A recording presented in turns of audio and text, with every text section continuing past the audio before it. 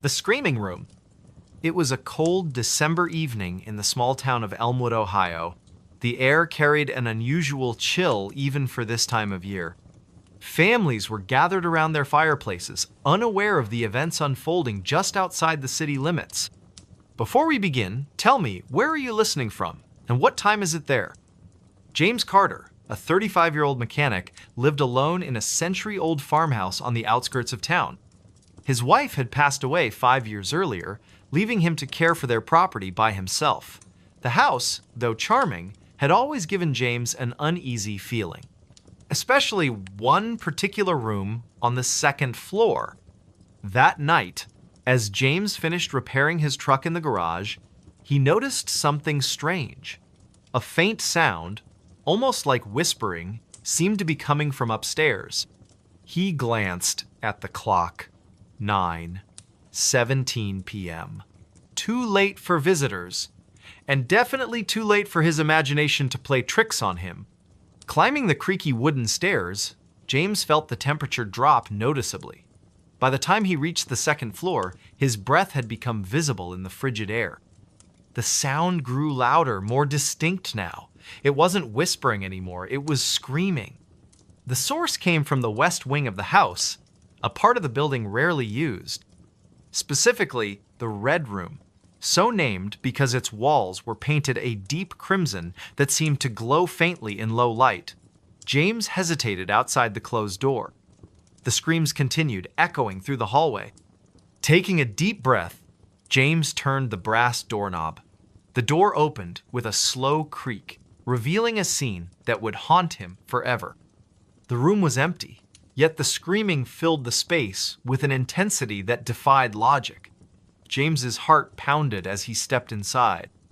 The wallpaper, faded but still recognizable as Victorian floral patterns, seemed to shift and move in the dim light. Shadows danced across the walls, though no source of movement could be seen.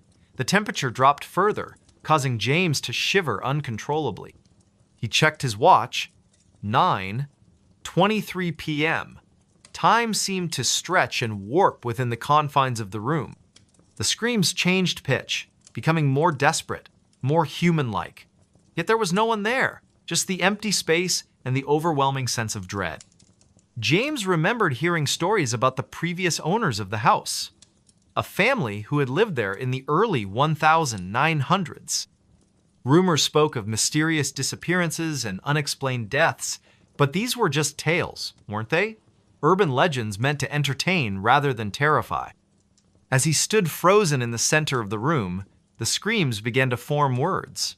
At first, they were indistinct, jumbled sounds, but gradually, they became clearer. "Help me! Get out! They're coming!" Each phrase sent a new wave of fear through James's body. His phone, left charging downstairs, buzzed with a text message from his friend Mark. "Hey, you still up?" the message read. James considered responding, but the phone remained safely downstairs while he was trapped in this nightmare. The buzzing stopped as quickly as it started. The clock on the wall ticked loudly, each second stretching into eternity. 9:28 p.m. The room's atmosphere shifted again, becoming heavier, more oppressive. James's breathing quickened as he realized the screaming had stopped. Complete silence filled the space, more terrifying than the noise had been. Suddenly, the lights flickered. Not the overhead bulb, which had long since burned out, but the very air itself seemed to shimmer and pulse with an otherworldly energy. Shadows detached themselves from the walls, taking on forms that defied description, shapes that twisted and writhed in ways that shouldn't be possible. James backed toward the door, his movements slow and deliberate, every fiber of his being screamed at him to run, but his legs refused to cooperate. The temperature continued to plummet, frost forming on the window panes despite the lack of cold air entering the room. At 9:34 p.m., the door slammed shut behind him. The sound reverberated through the house, shaking the very foundations. James spun around, panic rising in his chest. The handle wouldn't budge, no matter how hard he pulled or pushed. The room had sealed itself off from the rest of the world. The shapes in the corners of the room began to move closer. Their forms solidified into something resembling human figures. But not quite. Eyes glowed with an unnatural light, mouths stretched impossibly wide. Whispers filled the air once more, surrounding James on all sides. "Who are you?" James demanded, his voice trembling despite his attempt to sound authoritative. The whispers responded, though no actual words could be discerned. Instead, they formed a cacophony of sound that threatened to overwhelm his senses. Time lost all meaning. Minutes stretched into hours, or perhaps it was only seconds. James couldn't tell anymore. His watch had stopped functioning, the hands frozen at 9:36 p.m. The room seemed to expand and contract, changing size and shape with each passing moment. Then, without warning, everything went silent. The shadows retreated to the corners, the temperature returned to normal, and the door opened easily when James turned the handle. Stepping out into the hallway, he found nothing unusual waiting for him. The rest of the house remained calm and quiet. But the experience had changed James. He couldn't sleep in that house anymore. Within a week, he had sold the property and moved to another state. To this day, the current owners refuse to enter the red room. They've boarded it up, sealing it off from the rest of the house. Sometimes, late at night, people walking past the old farmhouse claim to hear screams coming from within, though no one dares to investigate. The legend of the screaming room lives on, whispered among the residents of Elmwood. A reminder that some places are best left undisturbed. The story ends where it began, with a cold December evening in Ohio. But now, whenever someone hears an unexpected sound in the night, they think twice before investigating. Because sometimes, the truth is far more terrifying than any urban legend. Pause here for reflection. Let the weight of the tale settle in the listener's mind. The final word lingers in the air, fading slowly into silence. He wasn't on the guest list. It was a chilly October evening in rural Vermont, where the small town of Willow Creek prepared for its annual autumn festival.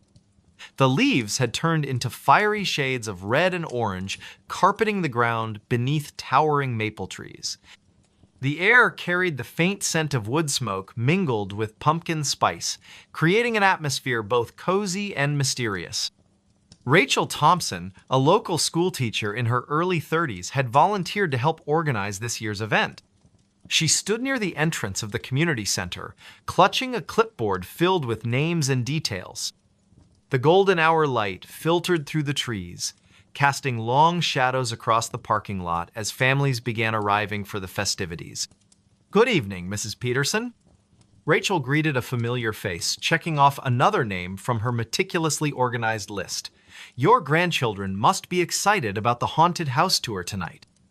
As the line of visitors grew longer, Rachel noticed a tall figure standing silently at the edge of the parking lot. He wore a dark overcoat that seemed out of place in the crisp but not freezing weather. His presence felt different, though she couldn't quite articulate why. Perhaps it was the way he remained motionless while everyone else bustled about, or how his gaze seemed fixed directly on her despite the distance. "Excuse me," came a voice behind her, startling Rachel from her thoughts. She turned to assist another family, but when she glanced back toward the parking lot moments later, the man was gone. Shaking off an inexplicable feeling of unease, she returned to her duties. The festival proceeded smoothly throughout the evening. Children laughed as they navigated the hay maze, couples strolled hand in hand through the pumpkin patch, and elderly residents shared stories around the bonfire. Yet Rachel couldn't shake the image of that strange man from her mind. Several times, she caught herself scanning the crowd, searching for his distinctive silhouette. Around 9 o'clock, as the last scheduled events drew to a close, Rachel began directing volunteers in the cleanup process. The temperature had dropped noticeably, and a thin mist crept across the grounds, swirling around lampposts and benches. Most attendees had already departed, leaving only a few stragglers enjoying the final moments of the celebration. "Rachel," called Mark Harrison, one of the event coordinators, "have you seen anyone still wandering around?"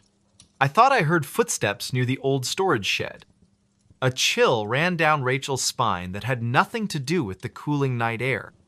No, everyone should be accounted for by now. She hesitated, then added, but earlier, there was this man.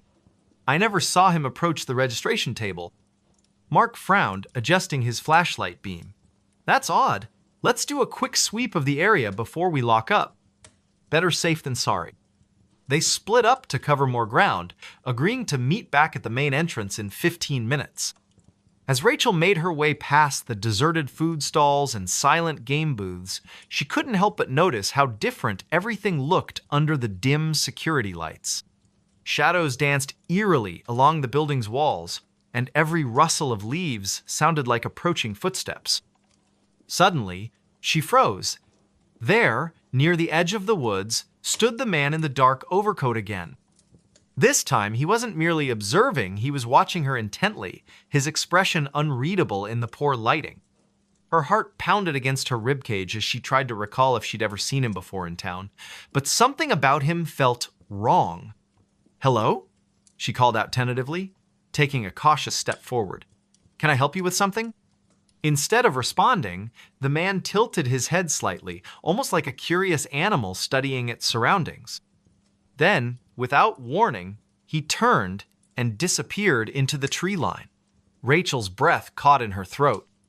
She knew she should alert Mark immediately, but curiosity propelled her forward instead. Maybe she could catch up to him and ask what he wanted. The forest path leading away from the festival grounds felt impossibly darker than it should have been. Moonlight struggled to penetrate the dense canopy above, and Rachel found herself relying heavily on her phone's flashlight app.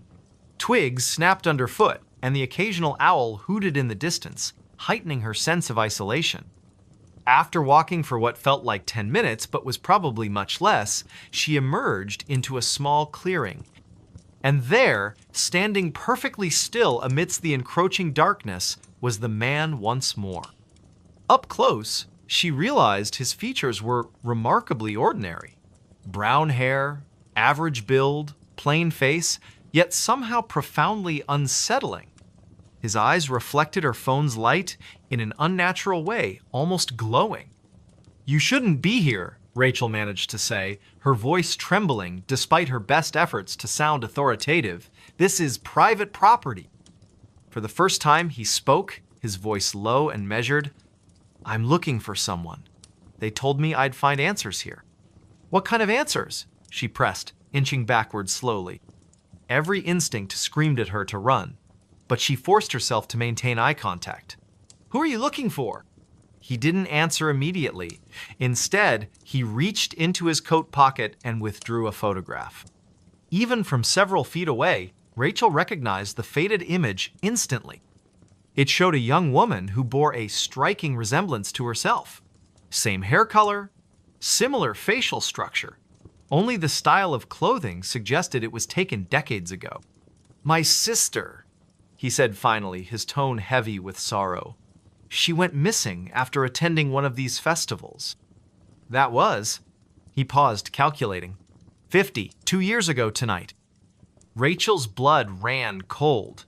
She remembered hearing vague rumors about a disappearance connected to the autumn festival, but no one ever talked about it openly. Local legends hinted at supernatural occurrences tied to the land itself, stories passed down through generations but rarely believed. Could this man truly be searching for closure after all these years?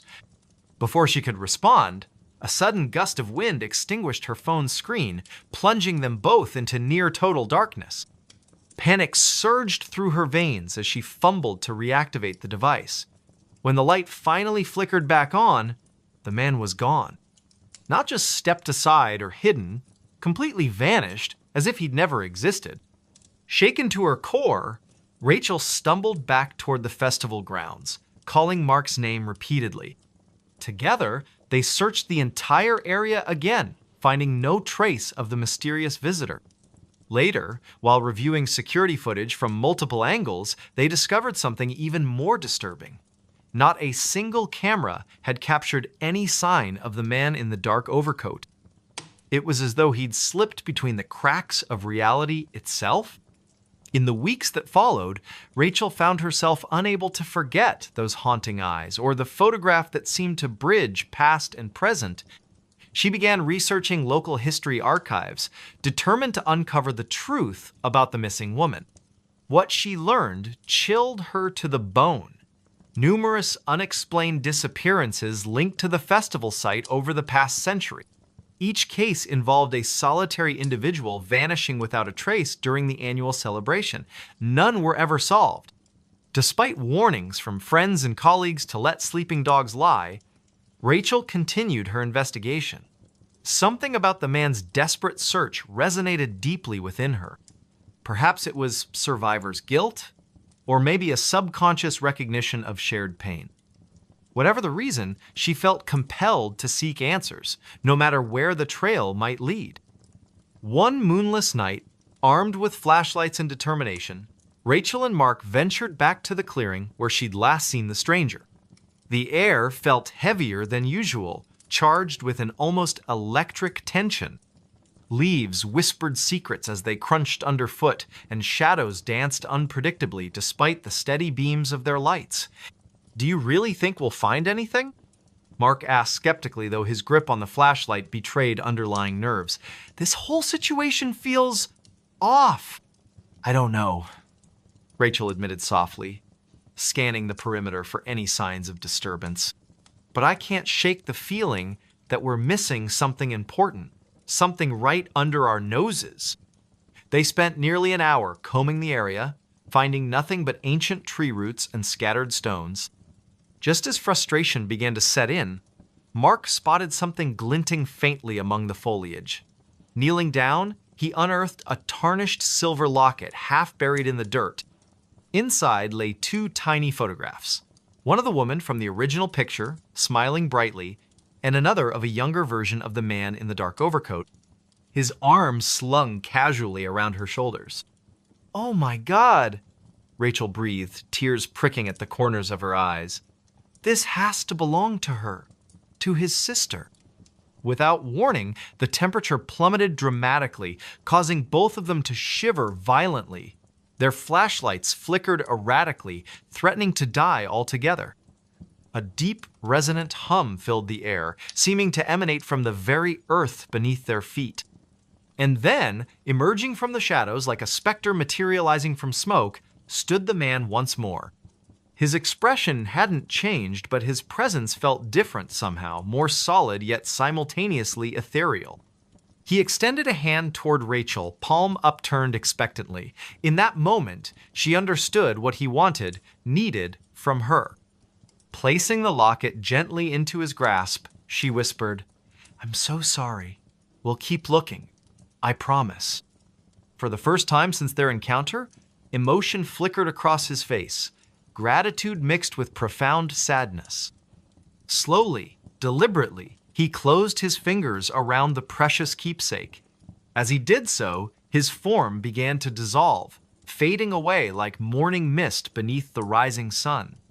Within seconds, he was gone, leaving behind only silence and the lingering scent of autumn leaves. Back in Willow Creek, Rachel dedicated herself to preserving the memory of those lost souls whose stories had been forgotten by time.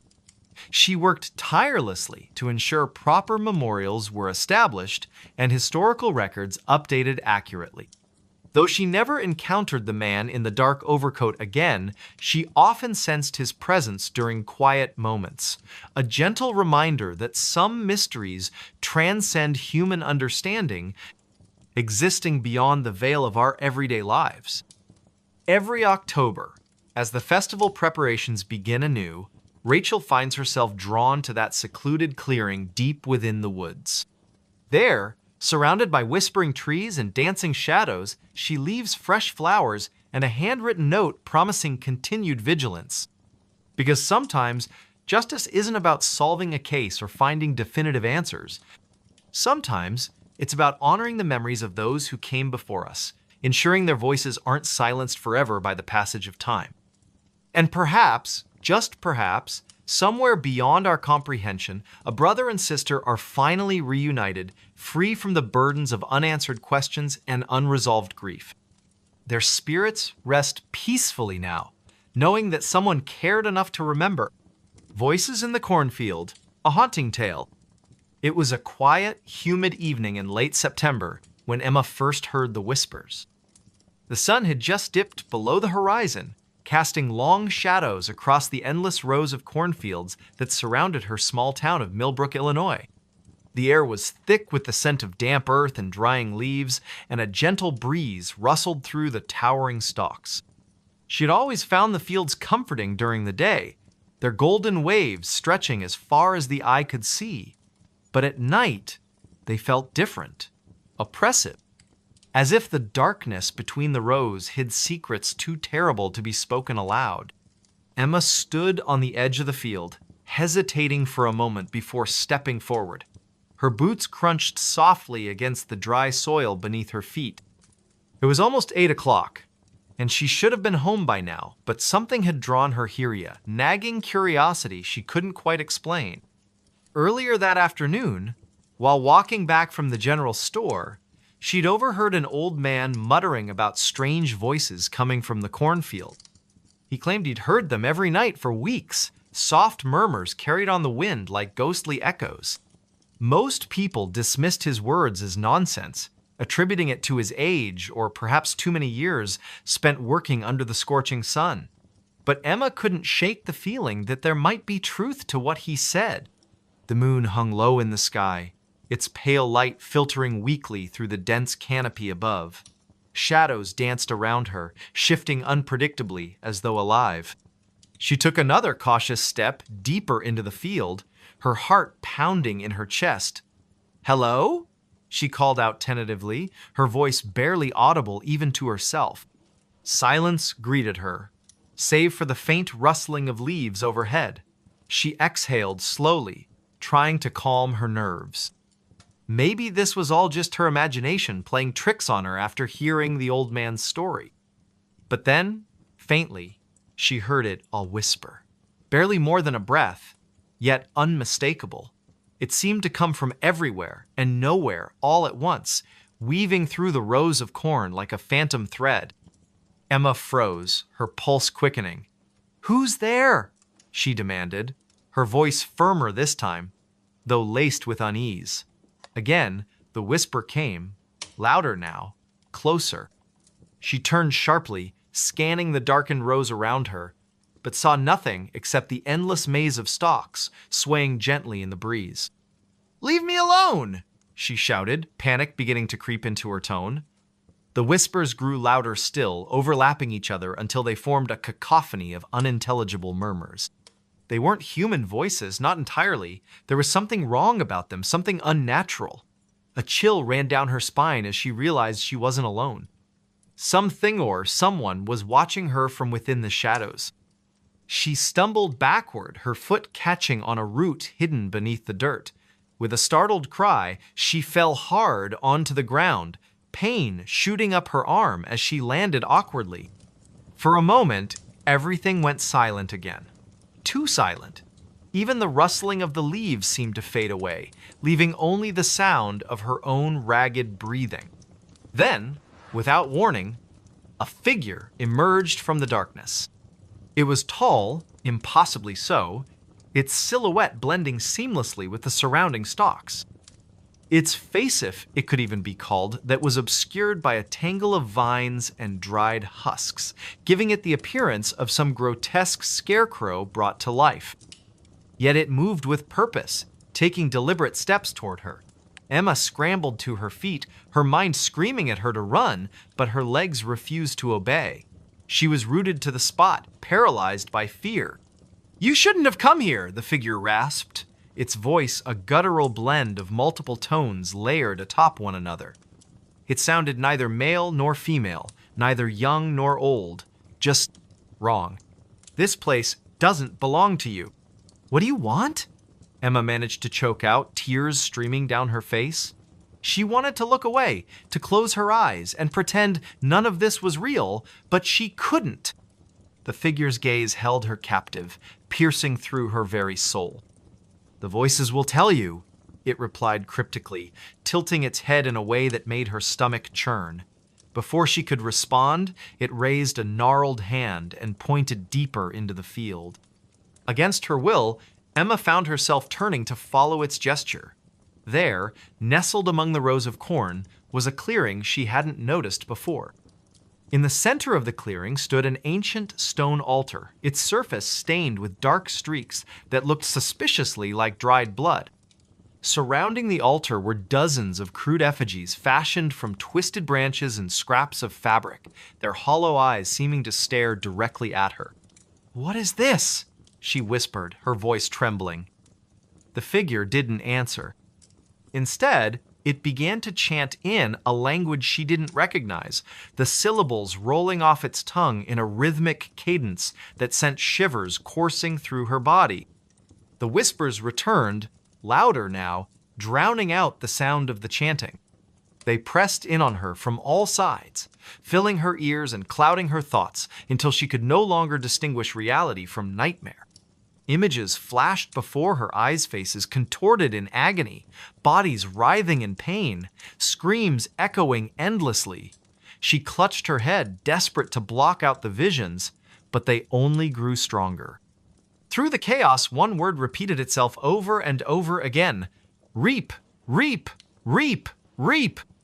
And then, as suddenly as it had begun, everything stopped. The whispers ceased, the visions vanished, the figure was gone.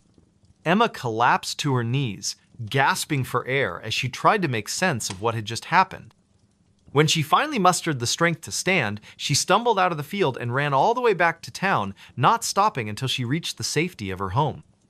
For days afterward, Emma avoided the cornfield at all costs. She told no one what she had seen, fearing they wouldn't believe her, or worse, that they would think she was crazy.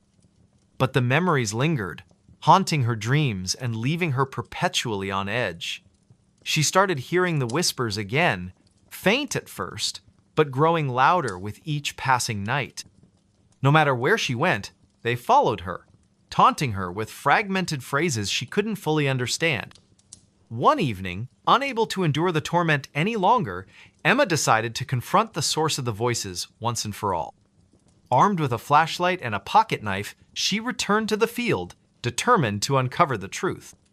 The moonlight illuminated her path as she navigated the labyrinthine rows, her footsteps hesitant yet resolute. When she reached the clearing, she found the altar exactly as she remembered it, but this time, it wasn't empty. Lying atop the stone slab was a book bound in cracked leather, its pages yellowed with age. Etched into the cover were symbols unlike anything she had ever seen, intricate patterns that seemed to shift and writhe when viewed from certain angles. Her hands trembled as she picked it up, half expecting it to burn her skin or crumble to dust in her grasp. But it remained solid, heavy with secrets waiting to be uncovered. As she flipped through the pages, she discovered writings detailing rituals meant to summon entities from beyond the veil. Each entry described increasingly sinister ceremonies, culminating in a final passage written in bold, jagged handwriting: "To reap is to feed is to grow. To grow is to consume." Beneath the text was a drawing of the same figure she had encountered in the field, standing beside the altar with arms outstretched. A cold realization washed over her. This wasn't just some isolated haunting, it was a cycle, a ritual perpetuated by forces far older than humanity itself. And somehow, she had become entangled in it. Before she could process further, a familiar voice echoed behind her. "You've seen enough." She spun around to find the figure standing mere feet away, its presence radiating malice. This time, however, she didn't freeze. Summoning every ounce of courage she possessed, she lunged forward, driving the pocket knife into its chest, or rather, where its chest should have been. The blade passed harmlessly through the air, leaving the figure unharmed. "You cannot kill what does not live," it sneered, reaching out to grab her wrist. Pain shot through her arm as its grip tightened, forcing her to drop the knife. "But you can join us." "No!" she screamed, thrashing wildly in its grasp. Desperation fueled her movements, and she managed to break free, stumbling backward toward the edge of the clearing. Without thinking, she hurled the book into the air, watching as it landed squarely on the altar. Sparks erupted from the pages, igniting a fire that spread rapidly across the dry wood. The figure let out an unearthly shriek, its form flickering like a dying flame. "You don't know what you've done!" it roared, dissolving into smoke as the flames consumed the altar. Within moments, the entire clearing was ablaze, the heat searing her skin as she fled back toward the safety of the town. When she emerged from the field, coughing and covered in soot, she expected to feel relief. Instead, she felt emptiness, a void left behind by whatever force had been unleashed. The whispers were gone, replaced by an oppressive silence that weighed heavily on her shoulders. She knew deep down that destroying the altar hadn't ended the cycle, it had merely delayed it. Years later, residents of Millbrook would speak in hushed tones about the night the cornfield burned. Some claimed they saw shapes moving among the ashes, their forms indistinct yet undeniably present. Others reported hearing faint murmurs carried on the wind, though no one dared investigate further. As for Emma, she left town soon after, unable to bear the weight of what she had witnessed. But wherever she went, the memory of those voices followed her, a reminder that some secrets are best left buried. The last passenger never got off. It was a cold, damp night in the small town of Millbrook, nestled deep within the woods of upstate New York. The air carried an eerie stillness, broken only by the faint rustling of leaves and the distant hum of crickets. Somewhere near the edge of the forest, the old train station stood abandoned, its wooden structure warped and weathered by time. Paint peeled off the sign that once proudly announced Millbrook Station, now barely legible under layers of grime and neglect. Few people ventured here anymore, except for curious teenagers daring each other to explore its haunted history, or so the rumors went. On this particular evening, a group of 5 friends decided to visit the station as part of their weekend adventure. They had heard tales about strange occurrences at the sight whispers of passengers who never disembarked from the final train to pass through decades ago. None of them truly believed in ghosts, but the thrill of trespassing on forbidden ground was too tempting to resist. Among them were Emma, a skeptic with a sharp tongue; Daniel, her boyfriend, who loved anything supernatural; Mia, the quiet one who always seemed lost in thought; Jake, the joker whose laughter could fill even the darkest spaces; and Olivia, the cautious one who often served as the voice of reason. They arrived just after sunset, parking their car a mile away to avoid drawing attention. The walk to the station felt longer than expected, the path illuminated only by the dim glow of their flashlights. Shadows danced along the trees, creating shapes that looked almost human if you squinted hard enough. As they approached the station, the atmosphere grew heavier, as though the very air resisted their presence. "This place gives me the creeps," Olivia muttered, clutching her flashlight tightly. "Are we sure this is safe?" "Oh, come on," Daniel replied, his tone teasing yet reassuring. "What's the worst that could happen? A ghost shows up and asks us to leave?" He chuckled nervously, though no one else joined in. Emma rolled her eyes. "Let's just get this over with. I want to see what all the fuss is about." Inside the station, the floorboards creaked beneath their feet, protesting every step they took. Dust coated every surface, and the scent of mildew filled the air. Graffiti covered the walls, crude messages scrawled by those who sought to leave their mark on the forgotten building. But something else caught their attention, a series of faded photographs pinned to a bulletin board near the ticket counter. Most were black and white images of smiling families, boarding trains, snapshots of happier times. However, one photo stood out among the rest. It depicted a lone figure standing on the platform, face obscured by shadows despite the bright sunlight behind them. "Who do you think that is?" Mia asked softly, pointing to the mysterious figure. No one answered immediately. Instead, they stared at the image, feeling an inexplicable chill run down their spines. Jake broke the silence with a forced laugh. Probably just some weirdo who didn't want to smile for the camera. But his attempt at humor did little to ease the tension. The longer they lingered, the more unsettling the station became. Strange noises echoed through the empty hall-soft footsteps, faint whispers, the occasional groan of metal shifting somewhere unseen. At first, they dismissed these sounds as tricks of the mind, products of their overactive imaginations fueled by fear. Yet as the minutes passed, the disturbances grew louder, more distinct. "Did you hear that?" Olivia whispered, her voice trembling. She pointed toward a set of double doors leading to the tracks outside. Everyone froze, listening intently. Sure enough, there it was again, a low, rhythmic clanging, like the sound of a bell being struck repeatedly. "That's not coming from inside," Daniel said, frowning. "It's coming from the platform." Against better judgment, they followed the noise, stepping cautiously onto the weathered wooden planks of the platform. The clanging stopped abruptly as they emerged, leaving only the oppressive silence of the night. Their flashlights scanned the area, revealing nothing out of the ordinary. Just empty tracks stretching into the darkness, surrounded by dense woods. Then, without warning, the lights flickered. Not the natural kind caused by faulty wiring or stormy skies, but a deliberate pulsing, as if the station itself were alive and breathing.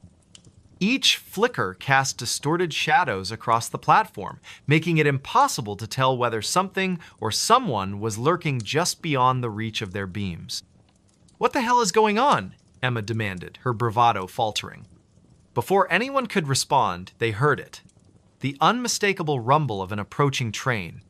"But there aren't supposed to be any trains running here," Mia stammered, clutching Daniel's arm. "It must be a freight train or something," Jake suggested weakly, though he sounded far from convinced. The rumbling grew louder, accompanied by the piercing screech of metal grinding against metal. And then, emerging from the darkness, came the train itself. Its headlights cut through the gloom, blinding them momentarily. When their vision adjusted, they realized something was wrong. The train looked ancient, its paint chipped and faded, its windows clouded with grime. It moved impossibly slowly, as though struggling to stay on the tracks. As it drew closer, the group noticed another detail that sent shivers down their spines. Every single window was dark. No passengers sat inside, no conductor waved from the caboose. It was completely empty, or so it seemed. Okay, Olivia said quickly, backing away. "We need to go. Now." "No arguments here," Jake agreed, already heading back toward the station. But before they could retreat, the train came to a halt directly in front of them. The doors slid open with a deafening hiss, revealing the interior bathed in shadow. From within, they heard a soft melodic whisper that seemed to echo in their minds rather than their ears. "Come aboard!" it urged, gentle yet insistent. None of them moved. They stood rooted to the spot, paralyzed by a mix of fear and curiosity. "Don't listen to it," Emma shouted, snapping them out of their trance. "Whatever you do, don't get on that train." Her words seemed to break the spell. One by one, they turned and ran, fleeing back toward the safety of the station. But as they reached the entrance, they realized something was terribly wrong. The building they had entered earlier was gone. In its place stood a vast expanse of wilderness, stretching endlessly in every direction. Panic set in as they frantically searched for a way out, but the forest seemed to shift and change around them, trapping them in an endless maze. Hours passed, or maybe it was only minutes. Time had lost all meaning. Eventually, exhaustion forced them to stop, collapsing onto the damp earth beneath the skeletal branches of towering trees. And that's when they saw it again, the train, waiting silently on invisible tracks. One by one, they began to disappear. First, it was Jake, who wandered off alone in search of help. Then Mia, lured away by the promise of finding shelter. Next came Olivia, driven mad by the constant whispers she swore only she could hear. Finally, Daniel succumbed to despair, convinced he would find answers aboard the train. Only Emma remained, clinging to the hope that she could escape whatever malevolent force had ensnared her friends. But as dawn broke over the horizon, casting pale light across the desolate landscape, she found herself standing on the platform once more. The train loomed before her, its doors wide open, inviting her to step inside. Tears streamed down her face as she realized the truth. She would never leave. Like the others, she was destined to become one of the last passengers, the ones who never got off. The forest fell silent again, save for the faint rustle of leaves and the distant hum of crickets. Somewhere near the edge of the woods, the old train station stood abandoned, its wooden structure warped and weathered by time. Paint peeled off the sign that once proudly announced Millbrook Station, now barely legible under layers of grime and neglect. Few people ventured here anymore, except for curious teenagers daring each other to explore its haunted history, or so the rumors went. They said the house was empty. The small town of Ridgewood, nestled deep in the heart of New England, had always been a place where whispers carried farther than voices. It was late autumn, and the air was crisp with the scent of fallen leaves and damp earth. The sun was setting behind the jagged tree line, casting long shadows over the quiet streets. A young woman named Emily Carter had just returned to her hometown after years of living in the city. She had come back for one reason: to settle the estate of her late uncle, a man she barely remembered from her childhood. Emily parked her car in front of the old house on Maplewood Lane, its peeling paint and sagging porch giving it an air of abandonment. She stepped out of the car, her boots crunching softly against the gravel driveway. The house stood at the edge of town, surrounded by dense woods that seemed to lean inward, as if trying to swallow it whole. Locals had always avoided this place, calling it cursed or haunted. But Emily dismissed such tales as superstition. "It's just an old house," she muttered under her breath, though her voice trembled slightly. "Nothing more." She reached into her coat pocket and pulled out the key her lawyer had given her earlier that day. The metal felt cold against her fingers as she inserted it into the lock. With a creak that echoed through the stillness, the door swung open. The interior was dark, the air heavy with the smell of mildew and decay. Emily fumbled for the light switch, her hand brushing against the rough texture of the wall. When the overhead bulb flickered to life, revealing the dusty furniture and cobweb-covered corners, she let out a shaky breath. "Not exactly homey," she said aloud, attempting to mask her unease with sarcasm. As she began to explore the house, her footsteps echoed ominously on the creaky wooden floors. Each room she entered seemed frozen in time, filled with relics of a life long forgotten. In the kitchen, yellowed newspapers lay scattered across the counter, their headlines faded but still legible. On the dining table sat a single plate, untouched and covered in a fine layer of dust. Something about the scene made Emily's stomach churn. It was then that she noticed the faint sound of footsteps coming from upstairs. Her heart skipped a beat. "Hello," she called out, her voice wavering. "Is someone there?" Silence greeted her words, broken only by the distant rustle of trees outside. Shaking her head, she tried to convince herself it was just the wind or the settling of the old house. But deep down, she couldn't ignore the creeping sensation that she wasn't alone. Determined to finish what she'd come here to do, Emily climbed the staircase, each step groaning beneath her weight. At the top, she found herself facing a long hallway lined with closed doors. One of them stood slightly ajar, a sliver of dim light spilling out onto the floor. She hesitated, her hand hovering over the doorknob. "Who could possibly be here?" she whispered, her voice trembling with a mix of fear and curiosity. Pushing the door open, she stepped inside. The room was empty, save for a rocking chair in the corner, swaying gently as if someone had just gotten up from it. Emily froze, her eyes darting around the space.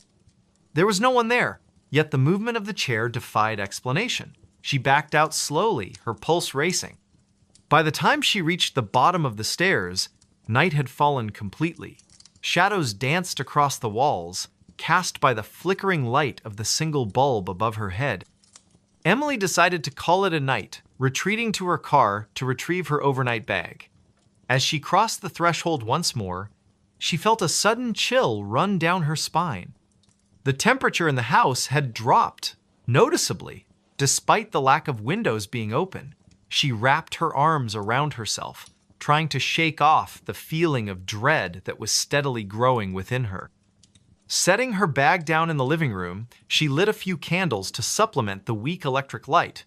That's when she heard a soft whisper, so faint it might have been her imagination. Leave. Her blood ran cold. "Who's there?" she demanded, her voice stronger now, though her hands were shaking. No response came, but the whisper repeated itself, louder this time. "Leave while you can."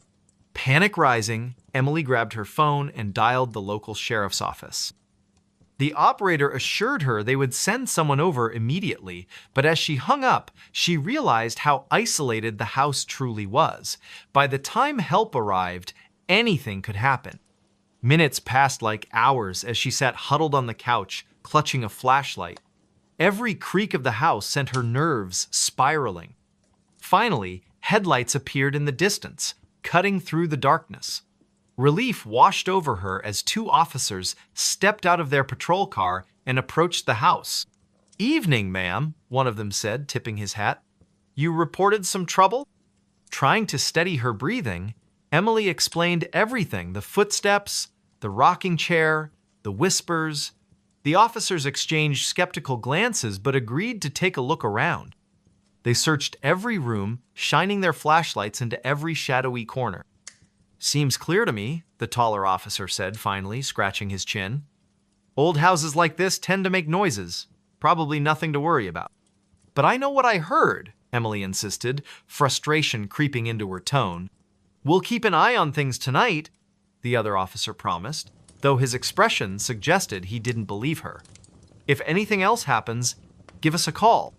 With little choice but to accept their assessment, Emily watched them leave, the sound of their car fading into the distance. Alone again, she locked the door and barricaded it with a chair, hoping to feel safer. But sleep eluded her, and the night stretched on endlessly. Sometime after midnight, the whispers returned, louder and more insistent. "You shouldn't have come back." This time, Emily saw something move in the corner of her vision. Whirling around, she caught a glimpse of a figure standing in the doorway before it vanished. Her scream pierced the silence, echoing through the house like a banshee's wail. Desperate, she grabbed her car keys and bolted for the door, not caring about leaving her belongings behind. The cool night air hit her face as she stumbled toward her car, tears streaming down her cheeks. Back in town, she checked into a motel, unable to stop shaking. The next morning, she went straight to the library, determined to uncover the truth about the house. After hours of digging through old records and newspaper clippings, she discovered something chilling. Decades ago, a family had lived in the house: a mother, father, and their young daughter. Tragedy struck when the parents died under mysterious circumstances, leaving the child orphaned. Neighbors claimed the girl had gone mad, wandering the woods until she disappeared without a trace. Some believed she had taken her own life. Others whispered of darker forces at play. Armed with this knowledge, Emily returned to the house one final time, accompanied by a priest recommended by the librarian. Together, they performed a blessing ritual, sprinkling holy water and reciting prayers throughout the building. By the end, Emily felt a strange sense of peace settle over the house, as if a weight had been lifted. Though she never fully understood what had happened, Emily left Ridgewood shortly afterward, vowing never to return. The house remained empty, its secrets buried beneath layers of history and myth. Yet, on certain nights, townsfolk swear they can still hear faint whispers carried on the wind, warning those who dare to venture too close. They said the house was empty. Emily often reflected in the years that followed. But sometimes, emptiness is the least of your worries. And so, the legend of the house on Maplewood Lane lived on, a testament to the mysteries that linger in the shadows of small-town America. She answered a phone that wasn't there. It was a quiet, overcast afternoon in the small town of Cedar Ridge, nestled deep within the Appalachian foothills. The sky was a uniform gray, and the air carried a damp chill that seemed to seep through every crack in the old houses lining Elm Street. Emily Carter, a reserved librarian in her late 20s, had just returned from her weekly grocery run. She lived alone in a modest two-story home at the edge of town, its white paint peeling slightly but still charming in its own way. As she stepped inside, she noticed something unusual, a faint ringing sound echoing through the house. Her brow furrowed as she set down her bags. "That's strange," she muttered under her breath, glancing around the living room. She didn't own a landline phone, nor did she have any devices capable of producing such a clear, mechanical ring. It wasn't her cell phone either. It lay silent on the kitchen counter, screen dark. The ringing continued, steady and persistent, as if demanding attention. Emily hesitated for a moment, then followed the sound. It seemed to be coming from upstairs. Each step creaked beneath her weight, amplifying the eerie atmosphere. The hallway upstairs was dimly lit, shadows stretching long across the worn carpet. The ringing grew louder, more insistent, until she found herself standing outside the door to the spare bedroom, a room she rarely used. With a deep breath, she turned the doorknob and pushed the door open. Inside, the room was exactly as she'd left it last. Dusty furniture draped with old sheets, a single window letting in muted light. But there, sitting on the floor, in the center of the room, was an old rotary phone. Its black cord snaked across the floor like a serpent, disappearing into the wall where no outlet existed. Emily froze, her heart pounding in her chest. This phone hadn't been there before, she was certain of it. Yet here it sat, ringing insistently, almost tauntingly. Against her better judgment, she approached it. The closer she got, the colder the air became, until her breath formed tiny clouds in front of her face. Her hand trembled as she reached out, hovering inches above the receiver. Finally, she picked it up and pressed it to her ear. "Hello?" she whispered, her voice barely audible. For a moment, there was only silence on the other end. Then came a soft, distorted voice, barely human. "Help me!" it rasped, each word dragging out like a mournful wail. "Please, help me!" Emily dropped the phone, stumbling backward until she hit the wall. The voice continued, growing louder and more desperate. "Who are you?" she cried, clutching her arms tightly around herself. "What do you want?" But the voice didn't answer directly. Instead, it began to chant, repeating the same phrase over and over again. "Find me, find me, find me." Suddenly, the line went dead. The room fell silent, except for the sound of Emily's ragged breathing. When she looked back at the phone, it was gone. Vanished without a trace. Later that evening, Emily sat at her kitchen table, trying to make sense of what had happened. The rational part of her mind insisted it had been some kind of hallucination or prank. But the icy sensation that lingered in the spare bedroom told her otherwise. She poured herself a cup of tea, hoping the warmth would calm her nerves. Outside, the wind howled through the trees, rattling the windows and adding to her unease. Unable to shake the memory of the voice, she decided to investigate further. She pulled out her laptop and began searching local archives, looking for anything unusual tied to her house or the surrounding area. After hours of digging, she stumbled upon an article from decades ago. It described the disappearance of a young woman named Clara Bennett, who had vanished without a trace one stormy night. According to the report, Clara had been seen arguing with someone near the edge of the woods behind what was now Emily's property. No body was ever found, and the case remained unsolved. A chill ran down Emily's spine as she read the details. Could the voice belong to Clara? And if so, why had it chosen her to hear its plea? The next day, Emily visited the town library, hoping to learn more about Clara's life. The librarian, an elderly woman named Mrs. Percentive. Hargrove recognized the name immediately. "Oh, yes, poor Clara," she said with a sad shake of her head. "Such a sweet girl. Always helping others. Some say she angered the wrong person, while others believe." She trailed off, her gaze drifting toward the window. "Believe what?" Emily prompted gently. Mrs. Hargrove lowered her voice, though they were the only ones in the room. "There are stories old ones that speak of spirits trapped between worlds. They say this land holds secrets, echoes of those who can't move on." She paused, studying Emily carefully. "Why are you asking about Clara?" Emily hesitated, unsure how much to reveal. "I think I might have encountered something related to her," she admitted cautiously. "Something unexplainable." Mrs. Hargrove nodded slowly, as if she'd expected this answer all along. "If you're meant to help her, you'll know what to do. Just be careful, dear. Not everything that calls for help deserves it."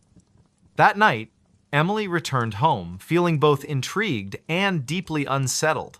As she climbed the stairs to bed, she couldn't shake the feeling that she was being watched. Every shadow seemed to shift just out of the corner of her eye, and the house felt unnaturally quiet, as if holding its breath. When she reached the landing, she froze. There, once again, was the rotary phone. This time, it sat on the top step, its cord coiled neatly beside it. The sight sent a jolt of fear through her body, but also a strange sense of resolve.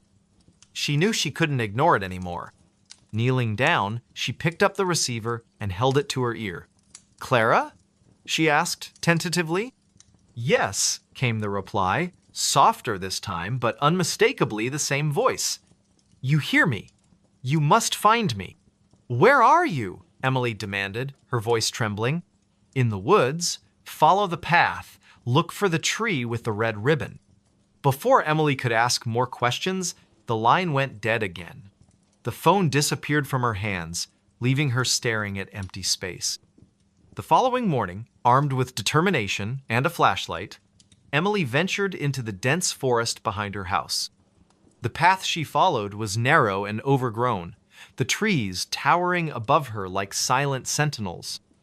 The air smelled earthy and damp, and the only sounds were the crunch of leaves beneath her boots and the occasional rustle of unseen creatures. After walking for nearly 20 minutes, she spotted a massive oak tree with a faded red ribbon tied around its trunk. Her pulse quickened as she approached. At the base of the tree, partially hidden by moss and roots, was a small wooden box. With shaking hands, she opened it. Inside was a collection of personal belongings, a tarnished locket, a handwritten letter, and a photograph of a smiling young woman who bore a striking resemblance to the image of Clara she'd seen online. Tears welled up in Emily's eyes as she realized the significance of her discovery.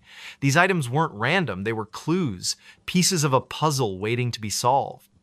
She carefully gathered them and brought them back to her house, determined to piece together the truth.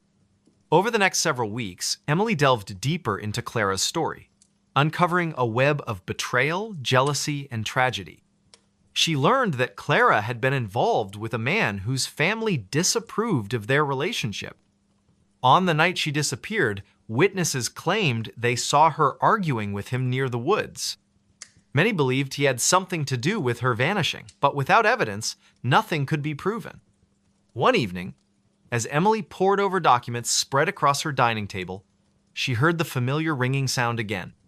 Turning slowly, she saw the rotary phone resting on the couch.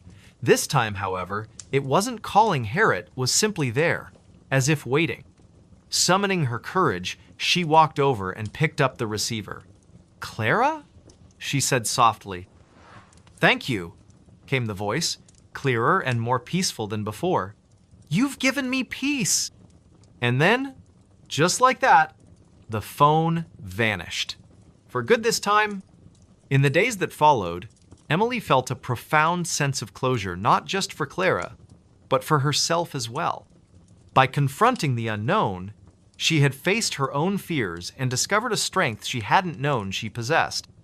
Though she never saw or heard from Clara again, she knew the spirit had finally moved on.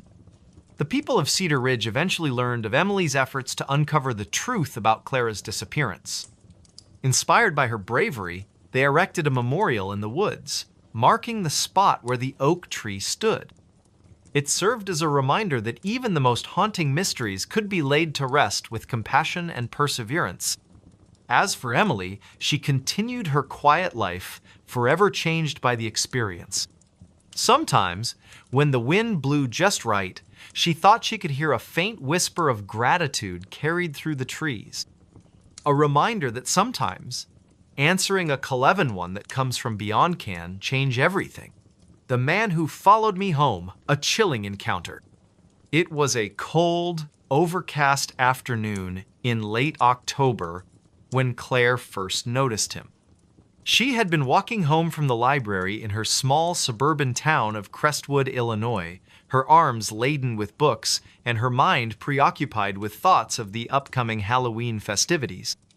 The streets were quiet, save for the occasional rustle of leaves skittering across the pavement and the distant hum of traffic from the main road. The air carried the crisp bite of autumn, and she pulled her scarf tighter around her neck as she quickened her pace. She didn't see him at first, not really. It was more of a feeling, an awareness that prickled the back of her neck like the faintest brush of a spider's web.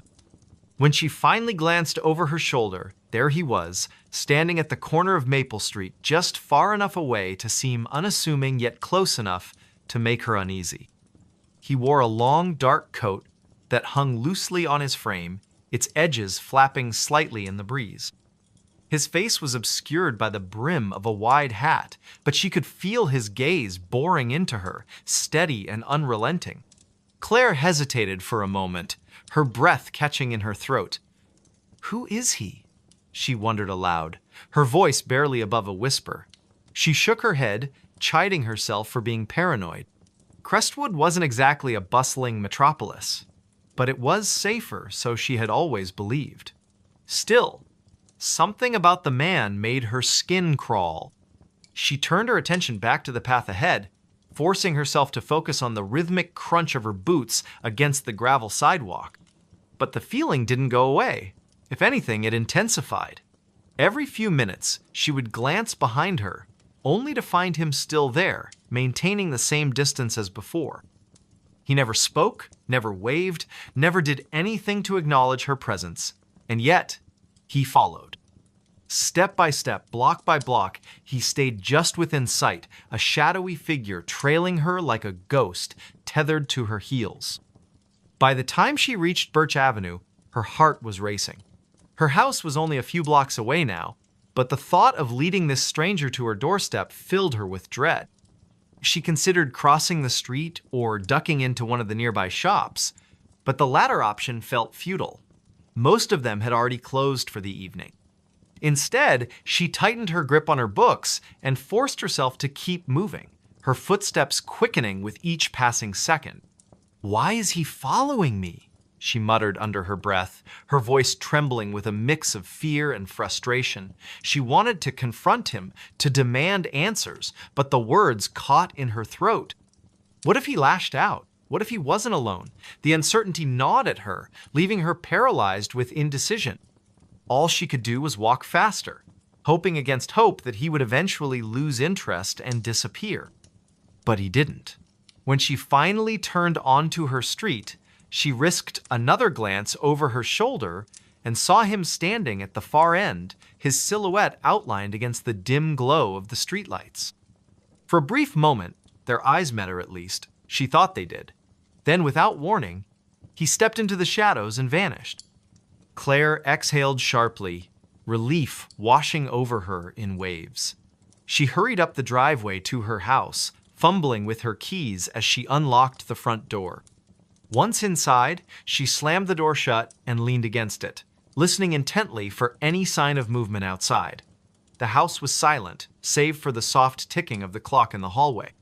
She locked the door and drew the curtains, her hands shaking as she moved from room to room, checking every window and peering out into the darkness beyond. For hours, she sat huddled on the couch, Her phone clutched tightly in her hand. She debated calling the police, but what would she say? That a man had followed her home without saying a word? Without doing anything overtly threatening? They'd probably dismiss her concerns as paranoia, especially since he had disappeared before she could get a good look at him. No, she decided, it was better to wait until morning. Maybe then she could convince herself it had all been a figment of her imagination. The next day, however, proved otherwise. Claire woke to find a single red rose lying on her porch, its petals glistening with dew. At first, she thought it might be a gift from a neighbor or a secret admirer, but the absence of a note or any identifying details left her unsettled. She picked it up cautiously, examining it for clues, but found nothing unusual. Still, the gesture felt wrong too, deliberate, too calculated. As she walked to work later that morning, she couldn't shake the feeling that she was being watched again. Sure enough, when she paused at the intersection of Birch and Elm, she spotted him standing across the street, his posture relaxed, yet unnervingly still. This time, he wasn't wearing the hat, and she got a clearer view of his face. It was gaunt, almost skeletal, with hollow cheeks and sunken eyes that seemed to glint with a strange, otherworldly light. His lips curled into a faint smile as their gazes locked, sending a shiver down her spine. Claire broke eye contact and hurried across the street, her pulse hammering in her ears. She ducked into a nearby cafe, ordering a coffee she didn't really want, just to have an excuse to stay indoors. From the safety of the window seat, she watched as he lingered outside, his expression unreadable. After several agonizing minutes, he finally turned and walked away, disappearing into the crowd. Over the next few days, the encounters grew more frequent and more disturbing. Wherever she went, he was there. At the grocery store, in the park, even outside her office building. He never approached her, never said a word, but his presence was constant, suffocating. Friends and coworkers began to notice her growing anxiety, asking if everything was okay. She tried to laugh it off, attributing her behavior to stress or lack of sleep, but deep down, she knew the truth. Something was terribly wrong. One evening, after returning home from work, Claire discovered a note tucked beneath her windshield wiper. Written in jagged, uneven handwriting were the words, "I've been waiting for you." Her stomach churned as she read the message over and over, each repetition making it feel more menacing. She crumpled the paper in her fist and threw it into the trash. But the damage was done. Sleep eluded her that night, her mind racing with questions she couldn't answer. Who was he? What did he want from her?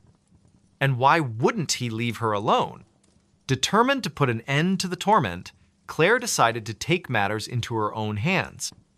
She installed extra locks on her doors, set up motion-activated lights around the perimeter of her house, and even bought a can of pepper spray to carry with her at all times. But none of these precautions brought her peace. If anything, they only heightened her sense of vulnerability, reminding her constantly of the danger lurking just beyond her control. One particularly restless night, she heard a soft tapping sound coming from the living room. At first, she thought it might be the wind rattling the windows, but when she investigated, she found the source of the noise. A single finger pressed against the glass of her sliding door. It was him. His face loomed mere inches away, pale and expressionless, his eyes gleaming with an intensity that made her blood run cold. Without thinking, Claire grabbed the nearest object, a heavy ceramic vase, and hurled it at the door. The impact startled him, causing him to stumble backward. Seizing the opportunity, she bolted to her bedroom and locked the door behind her, her chest heaving as she fought to catch her breath. Outside, she heard the unmistakable sound of footsteps retreating into the night. The next morning, she called the police, recounting everything that had happened in painstaking detail. To her surprise, they took her seriously, promising to patrol the area more frequently and advising her to document any future incidents. For a while, things seemed to improve. The man stopped appearing in public places, and the notes ceased entirely. Claire allowed herself to believe that the nightmare was finally over. But then, on a rainy Tuesday evening, she received a package in the mail. There was no return address, no indication of who had sent it. Inside, she found a photograph of herself taken from outside her bedroom window, along with a short letter written in the same jagged handwriting as before. The message was simple yet chilling. "You can't escape me." Panic surged through her veins as she realized the implications.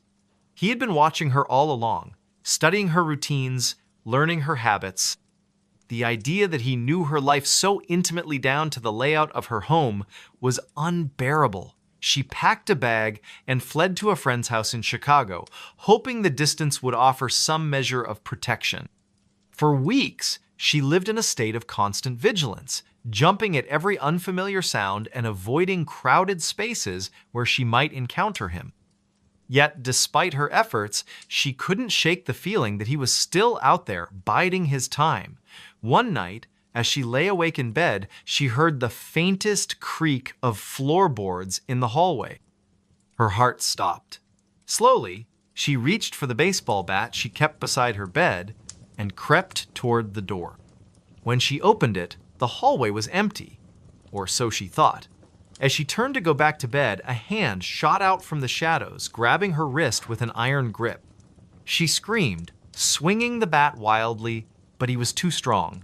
His face emerged from the darkness, twisted into a grotesque grin that revealed rows of jagged teeth. "You should have stayed," he whispered, his voice low and guttural. "Now you'll never be free." Claire's world dissolved into chaos. She struggled, kicked, clawed, but it was no use. His strength was overwhelming, his presence suffocating. Just as she felt consciousness slipping away, she heard the distant wail of sirens. Whether they were real or imagined, she couldn't tell. All she knew was that she had failed to escape the man who followed her home. He laughed, but no one was around. It was a quiet, overcast afternoon in the small town of Pine Ridge, tucked away in the rolling hills of rural Pennsylvania.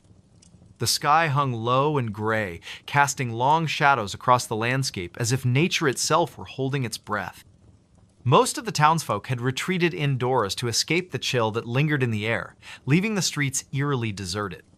Somewhere in the heart of this sleepy community stood an old, decrepit house known only as the Laughing House. Locals avoided it at all costs, claiming strange noises emanated from within laughter, they said, deep and echoing, though no one lived there anymore.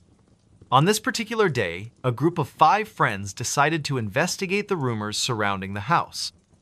They weren't thrill seekers or paranormal enthusiasts, they were just bored teenagers looking for something to do on a gloomy Saturday afternoon. Among them were Ethan, the self-proclaimed leader with a knack for talking himself out of trouble; Claire, the skeptic who preferred logic over superstition; Ryan, the joker whose sarcasm often masked his unease; Melissa, the quiet observer who noticed things others missed; and Ben, the cautious one who always seemed to be scanning their surroundings for danger. They arrived at the edge of the property just after 3 o'clock, parking their bikes behind a cluster of bushes to avoid drawing attention. The house loomed before them like a forgotten relic of another era, its once white paint now peeling away in large flakes, revealing rotting wood beneath. Shutters hung crookedly from the windows, some missing entirely, while vines crept up the walls like skeletal fingers reaching for the sky. A weathered sign nailed to the gate read, "No trespassing," but the letters had faded so much they were barely legible. "This place looks like it belongs in a horror movie," Ryan quipped, forcing a laugh that sounded more nervous than amused. "Let's just get this over with," Claire replied, her tone clipped. She adjusted the strap of her backpack, which contained a flashlight, a notebook, and a few snacks just in case. Ethan stepped forward, pushing open the creaking gate with a loud groan. "Relax, guys. It's probably just some old pipes rattling or wind blowing through cracks. Nothing scary about that." As they approached the front door, the atmosphere grew heavier, almost suffocating. The air smelled faintly of mildew and decay, and the silence was so profound it felt unnatural. Every step they took toward the house seemed to amplify the sound of their own breathing, making them hyper-aware of their presence in what should have been an abandoned space. Melissa paused, glancing over her shoulder. Does anyone else feel like we're being watched? Ben frowned, scanning the surrounding trees. Probably just squirrels or birds. Still, let's not stay too long. Inside, the house was even worse than they had imagined. Dust covered every surface, and cobwebs hung like curtains between pieces of broken furniture. Faded wallpaper peeled away from the walls, exposing patches of crumbling plaster. In the corner of the living room, an antique grandfather clock stood frozen at 3:17. Its hands rusted into place. "This is creepy as hell," Ryan muttered, kicking a loose floorboard absent-mindedly. "Shh," Claire hissed, holding up a hand. "Do you hear that?" At first they thought it might be the wind, but then it came again, a low, rumbling chuckle that seemed to echo from nowhere and everywhere all at once. It wasn't a pleasant laugh either. It was hollow, almost mechanical, as though someone or something were mimicking human emotion without truly understanding it. "What the?" Ethan trailed off, his voice barely above a whisper. "It's coming from upstairs," Melissa said softly, pointing toward the staircase. "No way am I going up there," Ben declared firmly. "We didn't come all this way just to chicken out now," Ethan shot back, though his bravado wavered slightly. Against their better judgment, they climbed the stairs, each step groaning under their weight. The laughter grew louder as they ascended, reverberating through the narrow hallway until it felt like it was inside their heads. At the end of the corridor, a single door stood ajar, light spilling through the crack. "That's impossible," Claire whispered, her brow furrowing. "There are no lights on in this house." Ignoring her warning, Ethan pushed the door open. Inside was a small bedroom, its walls lined with faded floral wallpaper. An old rocking chair sat in the center of the room, swaying gently despite the absence of any breeze. On the dresser, a dusty mirror reflected their pale, frightened faces. And then, without warning, the laughter erupted, a deafening cacophony that made their ears ring and their hearts race. They spun around, searching for the source, but the room was empty. Okay, we need to leave. Now," Ben insisted, backing toward the door. But before they could retreat, the door slammed shut with a resounding thud. The laughter continued, growing louder and more distorted until it sounded less like a person and more like static on an old radio. "What's happening?" Melissa cried, clutching Ethan's arm. "I don't know," he shouted back, his voice tinged with panic. Suddenly, the mirror began to ripple, its surface rippling like water disturbed by a stone. From within, a shadowy figure emerged, its form indistinct but undeniably humanoid.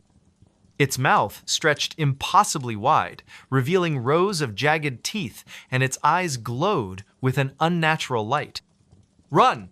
Claire screamed, grabbing Melissa's hand and pulling her toward the window. One by one, they scrambled out onto the roof, sliding down the sloping tiles and landing awkwardly in the overgrown yard below. Behind them, the house seemed to come alive, its windows pulsing with a sickly yellow light. The laughter followed them, echoing through the trees as they fled into the woods. Hours passed, or maybe it was only minutes. Time had lost all meaning. Eventually, they collapsed near a stream, gasping for breath and trying to make sense of what they had witnessed. "We can't go back," Ben said hoarsely, his face pale. "Not ever." But as dawn broke over the horizon, painting the sky in hues of orange and pink, they realized something was wrong. One by one, they began to vanish. First, it was Ryan, who wandered off in search of help. Then Melissa, lured away by the promise of finding shelter. Next came Claire, driven mad by the constant whispers she swore only she could hear. Finally, Ethan succumbed to despair, convinced he would find answers back at the house. Only Ben remained, clinging to the hope that he could escape whatever malevolent force had ensnared his friends. But as he stumbled back into town, disheveled and wide-eyed, he found himself standing in front of the laughing house once more. The door creaked open, inviting him inside, and as he stepped across the threshold, he heard the laughter, deep and echoing, though no one was around. The forest fell silent again, save for the faint rustle of leaves and the distant hum of crickets. Somewhere in the heart of this sleepy community stood an old, decrepit house known only as the Laughing House. Locals avoided it at all costs, claiming strange noises emanated from within laughter, they said, deep and echoing, though no one lived there anymore. The campground that disappeared. It was late summer, the kind of season where the days stretched endlessly and the nights carried a cool breeze that hinted at autumn's approach. The small town of Pine Ridge, nestled deep within the sprawling forests of the Pacific Northwest, was known for its dense woods, winding rivers, and a history steeped in folklore. Among the locals, there were whispers of a place called Shadow Pines Campground, a remote site deep in the wilderness that had become infamous for strange occurrences. Most dismissed these tales as campfire stories meant to scare children, but not everyone believed they were just myths. Daniel Harper, a young journalist from Seattle, had always been drawn to the eerie and unexplained. He had heard about shadow pines during a trip to Pine Ridge a few years prior, but it wasn't until recently that he decided to investigate further. The stories fascinated him, accounts of hikers vanishing without a trace, strange lights flickering in the forest at night, and an overwhelming sense of dread that seemed to permeate the area. Determined to uncover the truth, Daniel packed his gear and set out on a journey into the heart of the woods. The drive to Pine Ridge was long and lonely, the road narrowing as he ventured deeper into the wilderness. By the time he arrived, dusk was settling over the landscape, painting the sky in hues of orange and purple. The air was thick with the scent of pine and damp earth, and the distant call of birds echoed through the trees. As he checked into a small motel on the edge of town, Daniel couldn't help but notice the wary glances the locals gave him when he mentioned shadow pines. "You sure you want to go up there?" the motel owner asked, his voice low and hesitant. "Folks don't come back from that place." "I'll be fine," Daniel replied with a forced smile, though the man's words lingered in his mind. "Just looking to write a story." The next morning, armed with a map, flashlight, notebook, and camera, Daniel began his trek into the forest. The path leading to Shadow Pines was overgrown, the trail barely visible beneath layers of moss and fallen leaves. The farther he went, the quieter the world became. Even the rustling of animals seemed to fade, leaving only the sound of his own footsteps crunching against the ground. After hours of hiking, he finally reached the clearing where the campground was said to be located. What he found, or rather, didn't find, left him unsettled. There were no tents, no fire pits, no signs of human activity whatsoever, just an empty expanse surrounded by towering trees that loomed like silent sentinels. The air felt heavier here, almost suffocating, and a chill ran down his spine despite the warmth of the day. "This can't be right," Daniel muttered, consulting his map again. According to the markings, this was the exact spot where Shadow Pines should have been. Yet there was nothing but emptiness. As he stood there, trying to make sense of what he was seeing, he noticed something odd. Scattered around the clearing were remnants of what appeared to be old camping equipment-trusted lanterns, tattered tarps, even a child's doll half buried in the dirt. It was as if the campground had been abandoned suddenly, with no time to pack up or clean up. A sharp snap of a twig behind him made him whirl around, his heart pounding. "Hello?" he called out, his voice echoing unnaturally in the stillness. No one answered, but the sensation of being watched grew stronger with each passing second. Deciding to document everything, Daniel began taking photographs of the clearing and the scattered debris. As he snapped a picture of the doll, his camera emitted a strange buzzing noise before shutting off completely. Frowning, he fiddled with the device, but it refused to turn back on. "Great," he muttered under his breath, stuffing the useless camera into his bag. "Guess I'll have to rely on notes." He moved closer to inspect the doll more closely, crouching down to brush away some of the dirt covering its face. The porcelain features were cracked and weathered, but there was something unsettling about the way its glassy eyes seemed to follow him. A sudden gust of wind swept through the clearing, sending a shiver down his spine. That's when he heard a faint whisper, so soft it could have been the wind. "Leave." Daniel froze, his breath catching in his throat. "Who's there?" he demanded, his voice trembling slightly. The whisper came again, louder this time. "Go now." His instinct screamed at him to run, but curiosity rooted him to the spot. Slowly, he rose to his feet and scanned the surrounding trees, searching for any sign of movement. The forest remained eerily still, yet the feeling of being watched intensified. Determined to get to the bottom of this, Daniel pressed on, venturing deeper into the woods. He followed a narrow trail that seemed to lead away from the clearing, hoping it would take him somewhere area that might provide answers. The light was fading fast, casting long shadows that danced across the forest floor. After what felt like an eternity, he stumbled upon a dilapidated cabin hidden among the trees. Its wooden walls were rotting, and the roof sagged dangerously, but it offered shelter from the growing darkness. Reluctantly, he pushed open the creaky door and stepped inside. The interior was dimly lit by the last rays of sunlight filtering through the cracks in the walls. Dust covered every surface, and the air smelled of decay.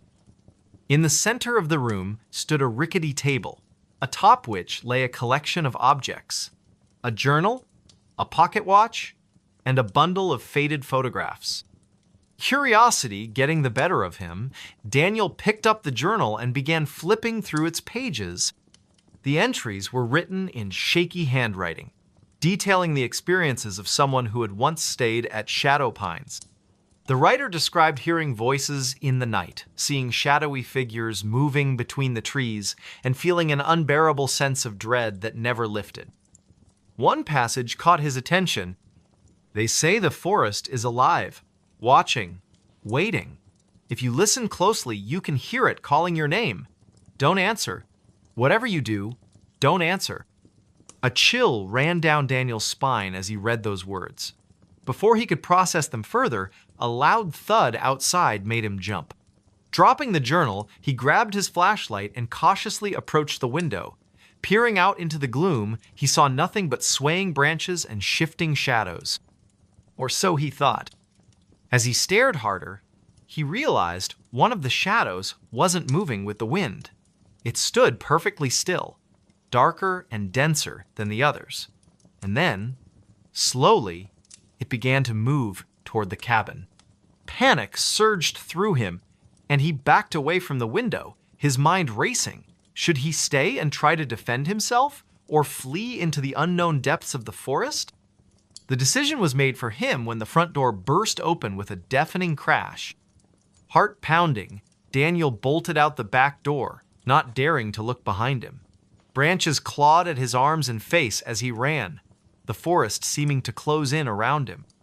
The whispers returned, louder now, overlapping in a cacophony of voices that urged him to stop, to turn around, to give in. "No!" he shouted, his voice raw with desperation. "I won't stop!" Somehow, miraculously, he found his way back to the trail leading out of the woods. By the time he emerged onto the main road, dawn was breaking, painting the sky in soft pastels. Exhausted and shaken, he collapsed onto the ground, gasping for breath. When he finally mustered the strength to stand, he turned back to look at the forest one last time. Through the mist, rising from the trees, he could see the outline of the clearing where Shadow Pines had supposedly been. But now, instead of emptiness, there was something elsey, cluster of tents, flickering campfires, and figures moving about as if nothing were amiss.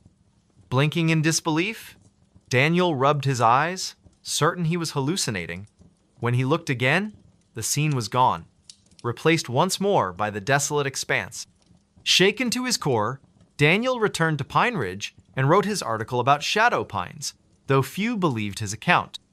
Over time, the story faded from memory, becoming just another tale whispered around campfires. But Daniel never forgot. On quiet nights, he sometimes thought he could still hear the whispers, faint and distant, calling him back to the campground that disappeared. And deep in the forest, the shadows waited, patient and eternal. The wrong voice on the baby monitor. It was a humid summer evening in the small suburban town of Maple Grove, Illinois. The kind of night where the air felt thick and heavy, clinging to your skin no matter how many fans you turned on. Rachel Dawson sat in the living room of her modest two-story home, absently flipping through channels on the television while trying to ignore the faint hum of cicadas outside. Her son, Ethan, just 6 months old, had finally fallen asleep after hours of fussing. She cherished these rare moments of quiet, even if they were fleeting. On the coffee table beside her sat the baby monitor, its green light blinking steadily to indicate it was active. The device was one of those high-tech models with both audio and video capabilities, though Rachel rarely used the video feature unless she needed to check on Ethan during particularly restless nights. Tonight, however, she kept the screen off, relying solely on the sound to reassure herself that all was well upstairs. At first, the only noise coming from the monitor was the soft, rhythmic breathing of her sleeping child. Rachel leaned back into the couch, letting out a sigh of relief as she allowed herself to relax for the first time all day. But then, something changed. A faint rustling sound came through the speaker so subtle at first that she almost dismissed it as static or interference. She sat up straighter, straining to listen. Probably just the wind, she murmured to herself, glancing toward the closed windows. Yet deep down, she knew that wasn't it. The sound grew louder, more deliberate, like someone or something was moving around in Ethan's nursery. Her heart began to race as she grabbed the monitor and pressed it closer to her ear. And then she heard it. A voice. Low, distorted, and utterly foreign. It wasn't her husband's voice. He was working late at his office downtown, and it certainly wasn't hers. "Who's there?" the voice whispered, its tone chillingly calm yet tinged with menace. "Why are you watching me?" Rachel froze, her blood turning to ice in her veins. She stared at the monitor, half expecting the screen to flicker to life and reveal an intruder lurking in her baby's room. But when she forced herself to glance at the display, it showed nothing but the familiar image of Ethan's crib, his tiny body curled peacefully beneath his blanket. "Hello," she called out tentatively, her voice shaking. "Is someone in my house?" There was no response, at least not immediately. For a moment, silence reigned once again, save for the gentle breaths of her sleeping son. Just as Rachel began to convince herself she'd imagined the whole thing, the voice returned, louder this time. "Closer." "You shouldn't have listened," it hissed, each word dripping with malice. "Now you'll never stop hearing me." Panic surged through her body as she bolted upright from the couch. Grabbing the nearest Objecta decorative vase from the side table, she sprinted toward the staircase, her footsteps echoing loudly against the hardwood floors. As she reached the top landing, she hesitated, her hand trembling on the railing. What if she opened the door to find... what? An intruder? A ghost?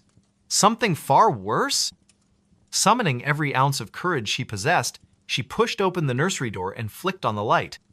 Everything appeared normal. The mobile above the crib spun lazily, casting soft shadows across the walls. The stuffed animals lining the shelves sat undisturbed, and Ethan continued to sleep soundly, blissfully unaware of the terror gripping his mother. But then she noticed something strange.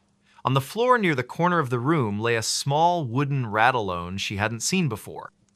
Its surface was intricately carved with symbols that looked ancient and unfamiliar. Where had it come from, and why did it give her such an overwhelming sense of dread? Later that night, after securing all the doors and windows, twice, Rachel sat at the kitchen table with her laptop, determined to uncover answers. The voice from the monitor replayed endlessly in her mind, gnawing at her sanity. Could it have been some kind of prank? Or was it something far beyond explanation?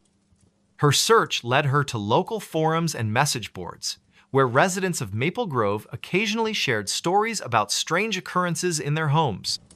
One thread caught her attention, a post titled "The Crying House."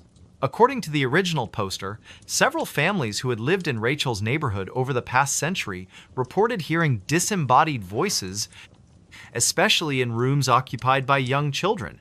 Some claimed the voices belonged to former inhabitants who had died tragically within the walls of those houses. Others suggested the land itself was cursed, haunted by spirits tied to the area's Native American history. As Rachel scrolled further, she found comments from people claiming to know specific details about her street. One commenter mentioned a family named Miller who had lived in her exact house decades earlier. Their youngest child, a boy named Timothy, had disappeared under mysterious circumstances. No trace of him was ever found, and the case remained unsolved. A chill ran down Rachel's spine as she read the final comment on the thread. "If you hear him calling, don't respond. He doesn't want help. He wants company." The next morning, Rachel decided to visit the local library to dig deeper into the history of her home. The librarian, a kindly older woman named Mrs. Peterson, greeted her warmly and offered assistance when Rachel explained her research goals.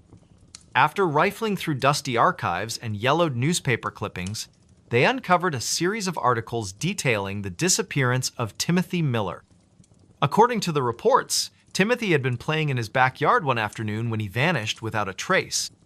Witnesses claimed they saw a shadowy figure lurking near the edge of the woods behind the property, but no concrete evidence was ever found to support foul play. Over time, rumors circulated that Timothy's spirit still wandered the house, searching for closure, perhaps revenge. Mrs. Peterson leaned in closer, lowering her voice to a whisper. "People say the Millers tried everything to contact him," she said solemnly. "Psychics, seances, even exorcisms. Nothing worked. Eventually, they moved away, convinced the house was cursed." Rachel thanked the librarian and left the building feeling more uneasy than ever. If the voice on the monitor truly belonged to Timothy or whatever remained of him, what did it mean for her and Ethan? That evening, Rachel installed extra locks on all the doors and set up motion-activated cameras around the perimeter of the house. She also kept the baby monitor close at hand, refusing to let it out of her sight. Despite her precautions, the voice returned. This time, it spoke directly to Ethan. "Come play with me," it cooed, its tone deceptively sweet. "We'll have so much fun together." Rachel's heart nearly stopped as she rushed to the nursery, finding her son wide awake and staring blankly at the wall. His expression was eerily calm, almost trance-like. When she picked him up, he didn't cry or squirm as usual, he simply gazed at her with unblinking eyes. Desperate for guidance, Rachel reached out to a friend who specialized in paranormal investigations. Mark Thompson arrived the following day armed with equipment designed to detect supernatural activity. Together, they conducted a thorough sweep of the house, focusing particularly on the nursery. To their astonishment, the devices registered significant anomalies, cold spots, electromagnetic fluctuations, and faint whispers that seemed to emanate from nowhere. Mark warned Rachel that whatever presence lingered in her home was intelligent and potentially dangerous. "It knows you're onto it," he said gravely. "Be careful." Over the next few days, the disturbances escalated. Toys would move inexplicably across the floor. Lights flickered unpredictably, even when no one was home. And the voice on the monitor grew increasingly aggressive, taunting Rachel with cryptic messages meant to unsettle her. One night, unable to endure the torment any longer, Rachel decided to confront the entity head-on. Standing in the nursery with the baby monitor in hand, she addressed the empty space around her. "What do you want from us?" she demanded, her voice quivering despite her resolve. For a moment, there was silence. Then, the voice replied not through the monitor, but seemingly from everywhere at once. "He's mine now. You can't protect him forever." Tears streamed down Rachel's face as she clutched Ethan tightly to her chest. She realized then that staying in the house was no longer an option. Gathering their belongings, she fled with her son to stay with relatives in another state. Though the voice has since fallen silent, Rachel remains haunted by the memory of those nights. Every creak of the floorboards, every whisper of the wind reminds her of the wrong voice on the baby monitorand, the sinister force that sought to claim her child. He smiled from inside the closet, a tale of unrelenting fear. It was a damp, overcast afternoon in late November when Emily moved into her new apartment on the outskirts of Portland, Oregon. The building was old, its brick facade weathered by decades of rain and neglect, but the rent was affordable, and she needed a fresh start after leaving her previous job in Seattle. She had always been drawn to older places, their creaky floors and peeling wallpaper imbued with stories of lives long past. Yet, as she carried the last box through the front door, she couldn't shake the feeling that something about this particular apartment wasn't quite right. The unit itself was Modesta single bedroom, a small kitchenette, and a living room just large enough for her secondhand couch and coffee table. The walls were painted a faded cream color, and the hardwood floors groaned underfoot with every step. Despite the dim lighting filtering through the grimy windows, there was an undeniable charm to the spaceor, so she tried to convince herself. But it was the closet in the bedroom that caught her attention first. It was narrow and shallow, barely big enough to hang more than a few outfits, but something about it seemed off. As she unpacked her belongings, Emily found herself glancing at the closet door repeatedly, her unease growing with each passing hour. The wood paneling was scratched and warped, the brass handle tarnished with age. She told herself it was just her imagination playing tricks on her, the result of too many horror movies watched during sleepless nights. Still, she couldn't resist testing the door, pulling it open to reveal the cramped interior. Empty hangers swayed gently, though she hadn't touched them, and the faint smell of mildew lingered in the air. Shaking her head, she closed the door firmly and returned to her task. By evening, the rain had begun to fall, tapping softly against the window panes as twilight settled over the city. Emily sat cross-legged on the floor, sorting through a box of books and photographs, her mind drifting back to memories of her childhood home in Montana. The rhythmic patter of raindrops lulled her into a sense of calm, and for a moment, she almost forgot about the nagging discomfort the closet had stirred earlier. Almost. Then, just as she reached for another stack of papers, she heard a soft click, like the sound of a latch being released. Her fingers froze mid-motion, and she turned her head slowly toward the closet. The door stood slightly ajar, though she was certain she had closed it tightly before sitting down. "Probably just the wind," she murmured, forcing a nervous laugh. She rose to her feet and walked over to the closet, her socks whispering against the floorboards. With a deep breath, she pushed the door shut again, making sure it latched securely. Back on the floor, she resumed her unpacking, but the incident left her unsettled. Every few minutes, she glanced up at the closet, half expecting it to swing open once more. When nothing happened, she began to relax, chalking it up to the quirks of an aging building. By 9 o'clock, she decided to call it a night, stacking the remaining boxes in the corner and crawling into bed with a book to distract herself. The hours slipped by unnoticed until she finally turned off the lamp beside her bed. Darkness enveloped the room, broken only by the faint glow of the streetlights outside. As she lay there listening to the steady rhythm of the rain, she felt her eyelids grow heavy. Sleep came quickly, wrapping her in its comforting embrace. Or so she thought. Sometime later, she woke with a start, her heart pounding wildly in her chest. At first, she wasn't sure what had roused her there. There was no noise, no movement, just an oppressive silence that seemed to press down on her like a weight. Then, out of the corner of her eye, she saw it. A sliver of darkness where none should have been the closet door was open again. Emily sat bolt upright, her pulse racing. The room was pitch black, save for the pale light streaming through the window, casting eerie shadows across the walls. She stared at the closet, willing herself to believe it was just her imagination. After all, doors could open accidentally, couldn't they? Maybe the latch was faulty. Maybe. And then she saw it. A flicker of movement inside the closet, so subtle she almost missed it. Something shifted in the shadows, just beyond the reach of the light. Her breath hitched in her throat as she strained to see more clearly. Was someone in there? Had someone broken in while she slept? Summoning every ounce of courage, she reached for the lamp on her bedside table and switched it on. The sudden brightness illuminated the room, revealing the closet's empty interior. Nothing stirred within its confines, no sign of an intruder or anything out of place. Relief washed over her, followed immediately by confusion. If no one was there, why did she feel so uneasy? She climbed out of bed and approached the closet cautiously, her bare feet cold against the wooden floor. Reaching out, she pulled the door shut once more, ensuring it clicked firmly into place. As she turned to go back to bed, however, she heard a low, muffled chuckle emanating from behind her. It was soft, almost imperceptible, but unmistakably human. Her blood ran cold as she spun around, her eyes darting toward the closet. The door remained closed, but the laughter continued, echoing faintly in the stillness of the room. "Who's there?" she demanded, her voice trembling. There was no response, only the sound of her own ragged breathing.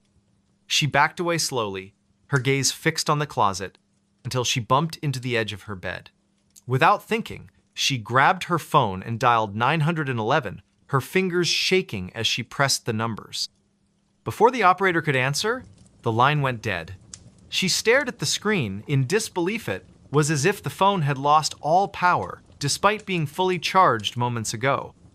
Desperate, she grabbed a flashlight from the nightstand and aimed its beam directly at the closet. The light revealed nothing unusual, yet the laughter persisted, growing louder and more distinct. It wasn't mocking or cruel.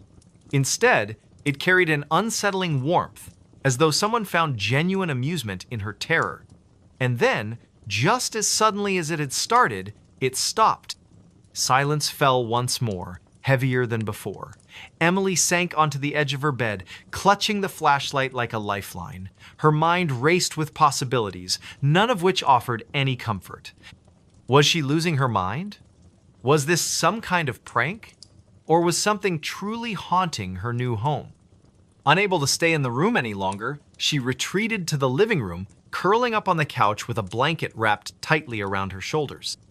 For the rest of the night, she kept the lights on, jumping at every creak and groan the building made. When morning finally arrived, she felt exhausted, both physically and emotionally drained. Determined to uncover the truth, Emily spent the following day investigating her apartment. She inspected the closet thoroughly, checking for hidden compartments or signs of tampering, but found nothing out of the ordinary. She even asked her neighbors if they had experienced anything strange, but they dismissed her concerns, attributing the noises to the building's age. Frustrated and increasingly anxious, she decided to research the history of the property online. What she discovered chilled her to the bone. Decades earlier, the building had been the site of a grisly murder-suicide. A man named Harold Grayson, described in news articles as reclusive and deeply disturbed, had killed his wife and young daughter before taking his own life in the very same apartment. According to reports, he had locked himself in the master bedroom and barricaded the door, refusing to let anyone enter. When authorities finally broke in, they found his body slumped against the closet, a knife clutched in his hand, and a disturbing smile frozen on his face. Emily's stomach churned as she read the details, her mind conjuring images she wished she could unsee. Could it be possible that Harold's spirit still lingered in the apartment, trapped between worlds? She didn't consider herself superstitious, but the coincidence was too striking to ignore. That evening, she resolved to confront whatever presence haunted her home. Armed with a camera and a digital recorder, she sat cross-legged on the floor of her bedroom, facing the closet. The atmosphere was tense, charged with an energy that made her skin prickle. She pressed record and began speaking aloud, her voice wavering slightly. "If you're here, If you can hear me, please show yourself. I don't mean any harm. I just want to understand." For several minutes, nothing happened. The room remained silent, the only sound the faint hum of the recorder.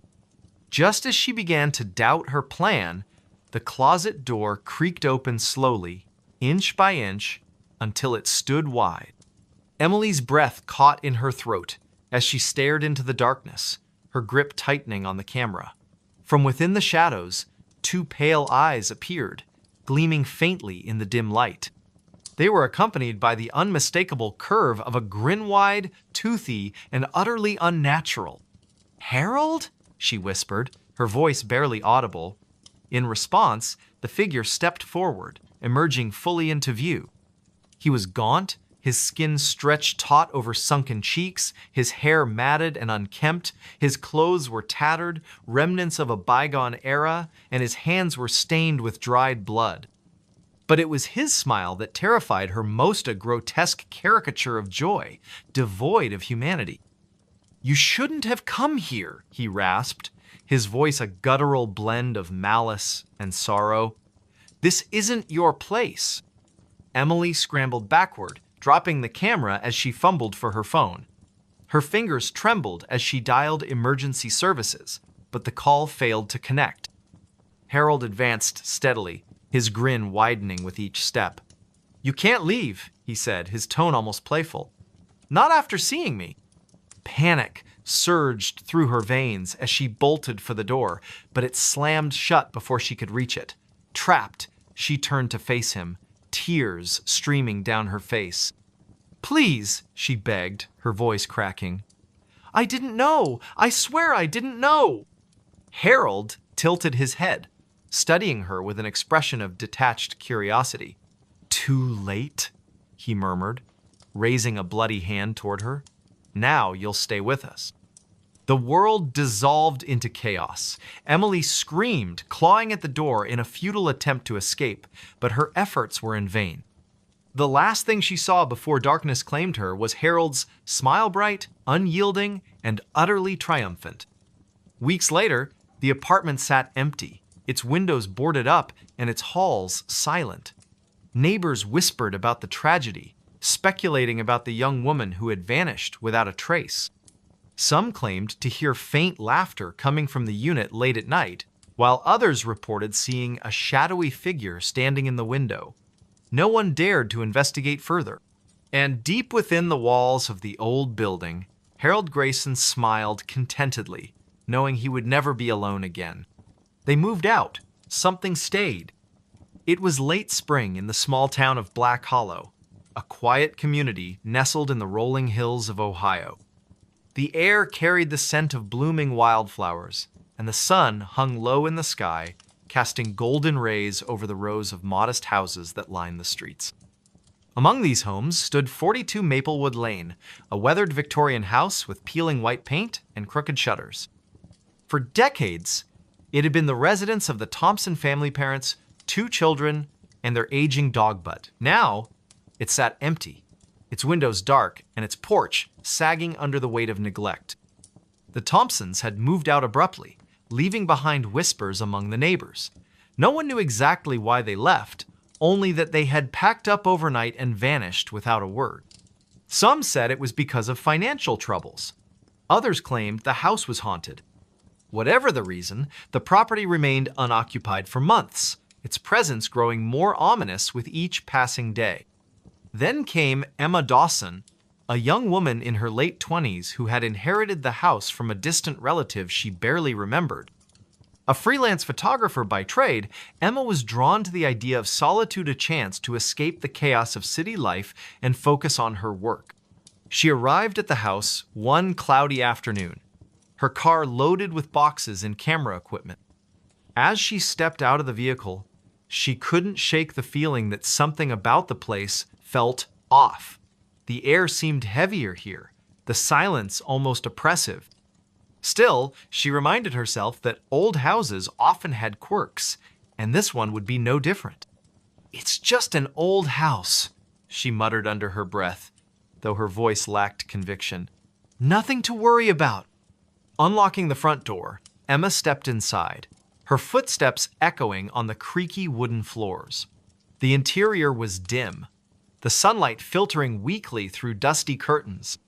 Cobwebs clung to the corners of the ceiling, and a thin layer of grime coated every surface. Boxes were stacked haphazardly in the living room, remnants of the previous owner's hasty departure. Emma set down her bag and began unpacking, determined to make the space livable. As she worked, she noticed strange details about the house scratches on the walls that looked too deliberate to be accidental, faint scorch marks on the carpet, and a peculiar odor that lingered despite her efforts to air out the rooms. By nightfall, she had made some progress, but exhaustion crept in quickly. Deciding to call it a night, she lit a few candles and settled onto the couch with a cup of tea. Outside, the wind howled through the trees, rattling the loose shutters and sending shadows dancing across the walls. That's when she heard the first sound that would haunt her nights to come. A soft thud came from upstairs, followed by the unmistakable creak of floorboards. Emma froze, her teacup halfway to her lips. "Hello?" she called out, her voice trembling slightly. No response. She told herself it was probably just the house settling, but the unease gnawing at her stomach wouldn't subside. Setting aside her tea, she grabbed a flashlight and cautiously climbed the staircase. Each step groaned beneath her weight, amplifying the tension coiling in her chest. At the top, she found herself facing a long hallway lined with closed doors. One of them stood slightly ajar, a sliver of moonlight spilling through the gap. Her heart pounded as she approached, pushing the door open with a trembling hand. Inside was an empty bedroom, its walls bare except for a single faded photograph hanging askew. The image depicted a family smiling stiffly at the camera, mother, father, and 2 children. Something about their expressions unsettled her, as if they were hiding a secret too terrible to share. Before she could examine it further, a cold breeze swept through the room, extinguishing the candle she had brought with her. Darkness enveloped her, broken only by the weak beam of her flashlight. Panic rising, she turned to leave, but stopped short when she saw the shadowy figure standing in the doorway. It wasn't human. Its form shifted and writhed like smoke given shape, its eyes glowing faintly in the gloom. Emma stumbled backward, her breath catching in her throat. The thing tilted its head, studying her with an intelligence that chilled her to the bone. Then, with a speed that defied logic, it lunged forward. Emma screamed and bolted from the room, slamming the door shut behind her. She raced down the stairs and out the front door, not stopping until she reached her car. Trembling, she fumbled with the keys and sped away, leaving the house and whatever lurked within behind. For days, she avoided returning, staying with a friend in town while she tried to process what had happened. But curiosity eventually got the better of her. Determined to uncover the truth, she visited the local library, poring over old records and newspaper clippings related to 42 Maplewood Lane. What she discovered sent a shiver down her spine. Decades earlier, the house had belonged to a reclusive man named Arthur Grayson, who was rumored to dabble in occult practices. Neighbors reported hearing strange noises coming from his home, and several children claimed to have seen monsters lurking in the woods behind the property. When Grayson disappeared without explanation, the house changed hands multiple times, each new owner leaving under mysterious circumstances. Armed with this knowledge, Emma decided to confront the entity haunting her home. She enlisted the help of a local historian named Mr. Peterson, who specialized in folklore and paranormal phenomena. Together, they returned to the house on a moonlit night, carrying sage bundles, salt, and a journal containing instructions for banishing malevolent spirits. The ritual was tense and exhausting, requiring them to chant incantations and burn herbs throughout the house. At first, nothing seemed to happen. But as they reached the final steps, the atmosphere shifted dramatically. The temperature plummeted, and the air grew thick with static electricity. Shadows swirled around them, taking on grotesque shapes before dissolving into nothingness. Suddenly, a deafening roar filled the house, shaking the very foundation. The lights flickered violently, then went out completely. In the darkness, Emma felt a presence looming over her, its malice palpable. She clutched the journal tightly, reciting the final words of the incantation with all the strength she could muster. And then, silence. When the power returned moments later, the oppressive energy that had plagued the house was gone. Exhausted but relieved, Emma and Mr. Peterson exchanged wary glances. "I think we did it," he said softly, though his tone suggested he wasn't entirely convinced. Over the following weeks, Emma stayed in the house, testing her newfound sense of security. Though the oppressive feeling had lifted, she couldn't shake the lingering suspicion that something or someone remained. One evening, as she sorted through the remaining boxes left by the Thompsons, she found a journal tucked away in a dusty corner. Its pages were filled with frantic scribbles detailing the family's experiences in the house. They described hearing voices in the walls, seeing shadowy figures in the hallways, and feeling an overwhelming sense of dread that never eased. In the final entry, written in shaky handwriting, the author confessed, "We're leaving tonight. We can't stay any longer. It watches us. It waits. We thought moving out would end it, but I fear it will follow us wherever we go." The realization hit Emma like a punch to the gut. The Thompsons hadn't escaped, they had simply passed the burden on to her. From that moment on, Emma lived in constant vigilance, aware that the house might still harbor secrets she hadn't uncovered. Occasionally, she would hear faint whispers drifting through the halls or catch glimpses of movement out of the corner of her eye. But she refused to abandon the home she had fought so hard to reclaim. "They moved out," she whispered to herself one night, staring into the flickering flame of a candle. But something stayed. And deep within the walls of 42 Maplewood Lane, the shadows stirred once more. The note under the floorboards. Late one October evening, in a small town nestled deep within the Appalachian Mountains of West Virginia, a man named Daniel Harper found himself alone in his late grandmother's creaky old house. The air was thick with the scent of damp wood and aged paper, and the faint hum of insects echoed through the cracks in the walls. It had been years since he last visited this place, but after her passing, Daniel felt an inexplicable pull to return, as if some unseen force was calling him back to uncover something long buried. The house stood at the end of a winding dirt road, surrounded by towering oak trees whose skeletal branches clawed at the darkening sky. Its weathered exterior bore the marks of time-peeling paint, sagging shutters, and a porch that groaned under even the slightest weight. Inside, things were no better. Dust coated every surface, and shadows seemed to linger longer than they should. The electricity hadn't worked for years, so Daniel relied on oil lamps scattered throughout the house to fend off the encroaching darkness. It was during his second night there that it happened. Daniel had decided to clean out the attic, a task he'd been avoiding since arriving. As he shuffled through boxes filled with yellowed photographs and forgotten trinkets, he noticed a loose floorboard near the far corner of the room. At first, he thought nothing of it, just another sign of the house's decay, but curiosity got the better of him. Kneeling down, he pried the warped plank up with a crowbar he'd brought along. Beneath the board lay a single sheet of paper, folded neatly into quarters. His heart thudded in his chest as he picked it up, the texture rough against his fingertips. Unfolding it revealed handwriting scrawled in faded ink, the letters shaky yet deliberate. The note read, "If you've found this, then I am already gone. They are here watching from the woods. Do not trust them. Burn the house before it spreads further." A chill ran down Daniel's spine as he stared at the cryptic message. Who wrote this? And what did they mean by they? He tried to shake off the unease settling over him, telling himself it was probably just some prank left behind by a mischievous relative decades ago. But deep down, he couldn't ignore the gnawing feeling that something wasn't right. That night, sleep eluded him. Every creak of the house sounded louder, every shadow darker.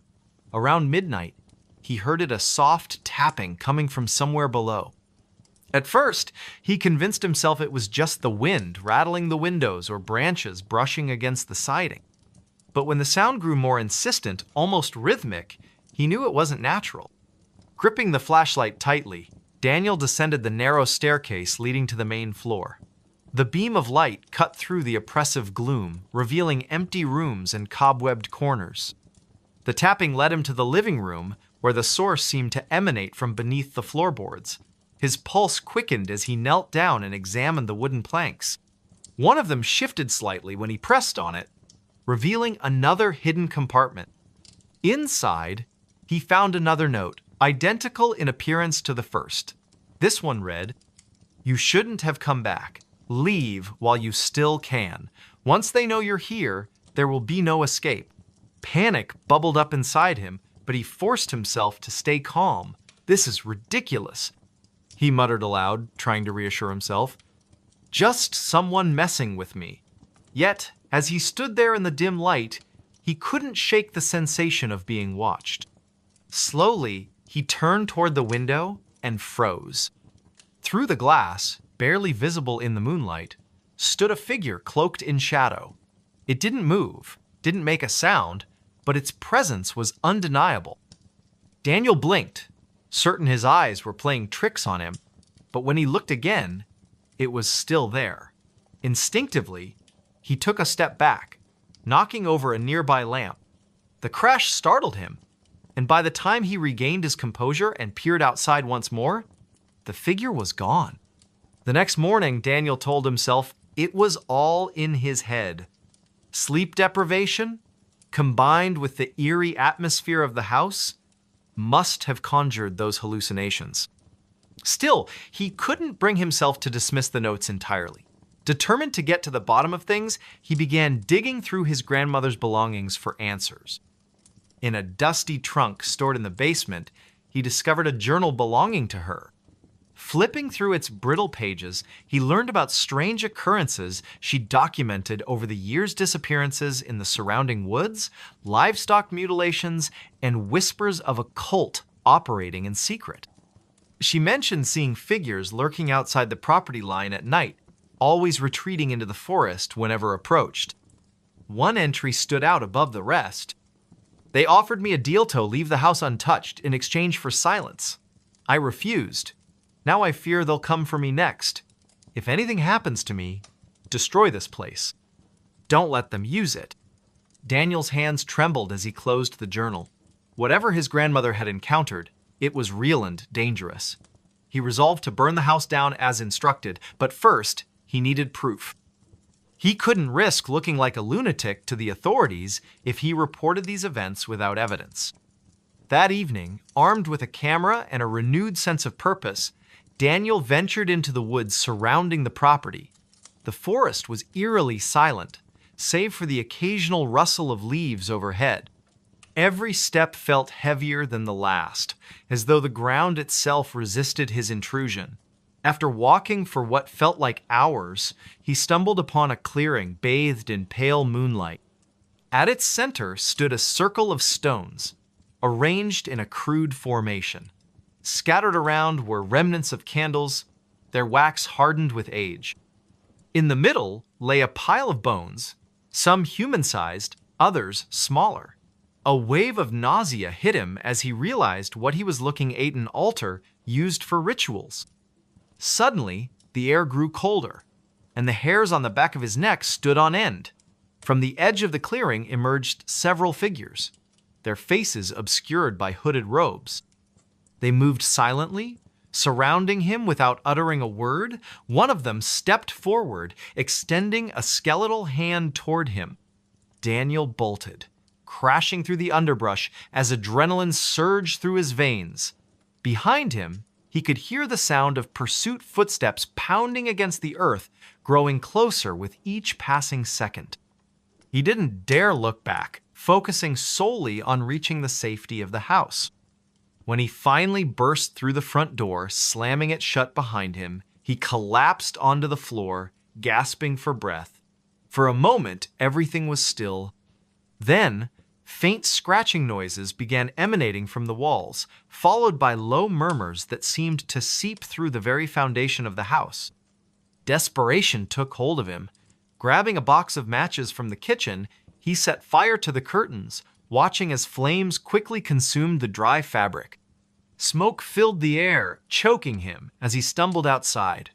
Behind him, the structure roared with life, its timbers crackling and collapsing inward.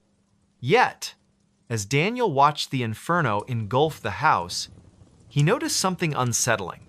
Standing among the trees, just beyond the reach of the firelight, were the figures from the clearing. Their hoods cast their faces in shadow, but he could feel their gazes boring into him. Even as the house burned to ashes, they remained motionless, silent sentinels guarding whatever secrets lay hidden within the ruins. In the days that followed, Daniel left the town behind, vowing never to return, but no matter how far he traveled, he couldn't escape the memory of those hollow eyes staring at him from the darkness. Sometimes, late at night, he swore he could hear the faint tapping of fingers against wood, echoing through the recesses of his mind. And though he tried to convince himself otherwise, he couldn't shake the feeling that they were still out there, waiting. They found footprints on the ceiling. It was a cold, overcast evening in the small town of Maplewood, Minnesota, where the air carried the faint scent of pine and the promise of an impending storm. The streets were quiet, save for the occasional rustle of leaves blown by the wind. Somewhere in the heart of the town stood an old Victorian house, its once grand facade now marred by peeling paint and broken shutters. The house had been abandoned for decades, its history shrouded in whispers and half-truths. Locals avoided it, claiming it was cursed, but for one man named Ethan Grayson, the stories only fueled his curiosity. Ethan had recently moved to Maplewood after inheriting the property from a distant relative he barely remembered. A freelance journalist by trade, he saw the house as both a challenge and an opportunity, a chance to uncover a story that might reignite his career. Little did he know, the house held secrets far darker than anything he could have imagined. The first night he spent there, Ethan was struck by how oppressive the silence felt.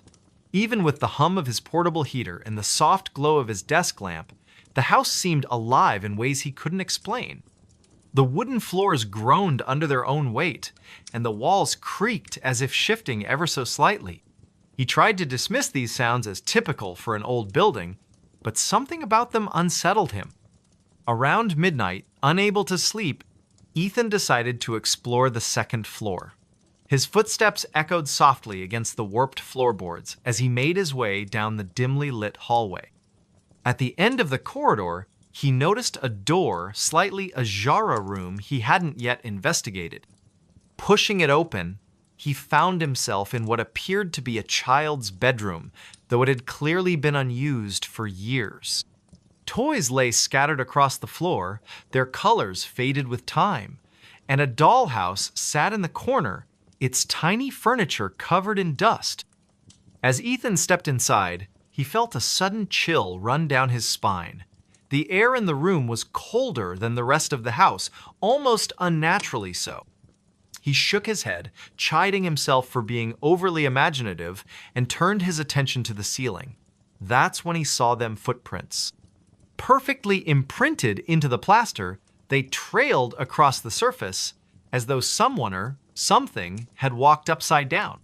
His breath caught in his throat. For a moment, he thought his eyes were deceiving him, but no matter how many times he blinked or tilted his head, the prints remained. They were small, like those of a child, but their placement defied logic. Or what could leave such marks? And why here, in this room? Overwhelmed by a mix of fear and fascination, Ethan snapped several photos of the footprints with his phone. He told himself he would analyze them later, perhaps even show them to someone who might have an explanation. But deep down, he knew there was no rational answer for what he was seeing. The next morning, Ethan visited the local library, hoping to find records or documents related to the house's history. The librarian, an elderly woman named Mrs. Hargrove, greeted him with a wary smile. "You're staying at the old Grayson place, aren't you?" she asked, her tone tinged with concern. Yes, Ethan replied cautiously. Do you know much about it? Mrs. Hargrove hesitated before answering, glancing around as if afraid someone might overhear. That house has a troubled past, she said finally. Back in the 50s, a family lived there, the Millers. They had a daughter, Emily, who disappeared one night without a trace. Some say she ran away, others believe something unnatural took her. Ethan's stomach tightened. What happened to the family? They left soon after, Mrs. Hargrove continued. Couldn't bear to stay in the house any longer. People claimed they heard strange noises coming from upstairs, footsteps, laughter, crying, but no one ever saw anyone. After that, the house sat empty for years. Armed with this new information, Ethan returned home, his mind racing with possibilities. Could the footprints belong to Emily? Was her spirit still trapped within the house? Or was there something else entirely at play? That night, determined to get answers, Ethan set up a voice recorder and a camera in the child's bedroom. He positioned the equipment carefully, making sure to capture every angle of the room, then retreated to the hallway, leaving the door cracked open just enough to keep an eye on things. Hours passed uneventfully, lulling Ethan into a false sense of security. Just as he began to nod off, a loud thump jolted him awake.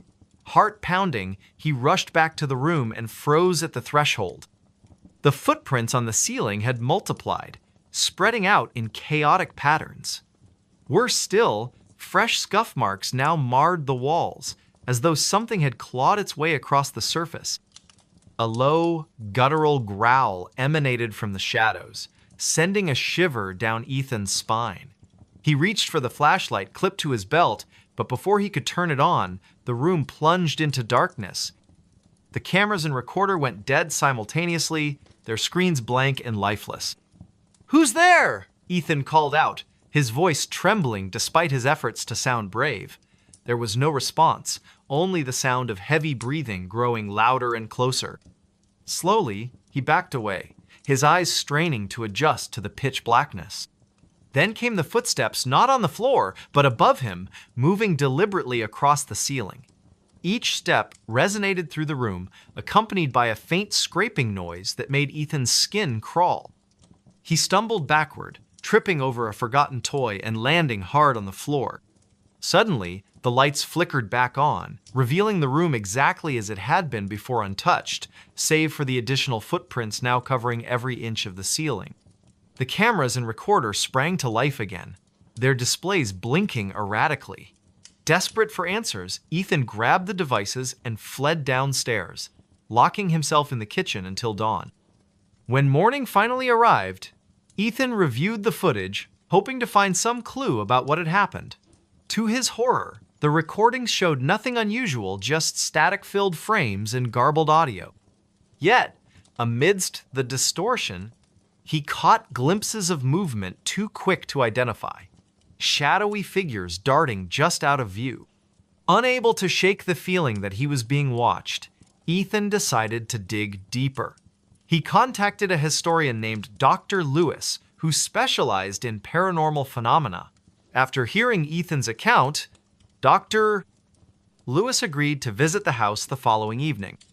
Dr. Lewis arrived promptly at sunset, carrying a bag filled with equipment designed to detect supernatural activity.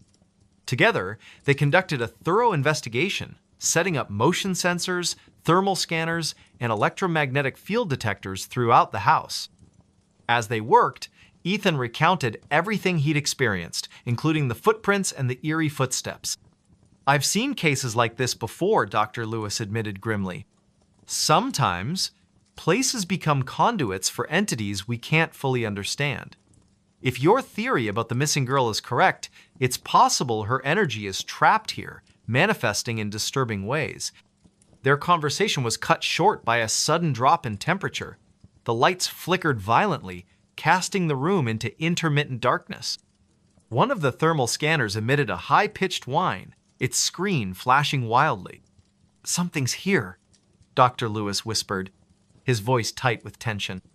Before either of them could react, the unmistakable sound of footsteps thundered overhead. This time, however, they weren't confined to the child's bedroom. They echoed throughout the entire house, growing louder and faster with each passing second. Ethan and Dr. Lewis exchanged a panicked glance before bolting toward the front door. But as they reached the threshold, the handle refused to budge, no matter how hard they pulled. Behind them, the footsteps grew deafening, shaking the very foundation of the house. In a final act of desperation, Ethan grabbed a nearby chair and hurled it at the nearest window. Glass shattered and freezing air rushed in, momentarily drowning out the cacophony. Without hesitation, they scrambled outside,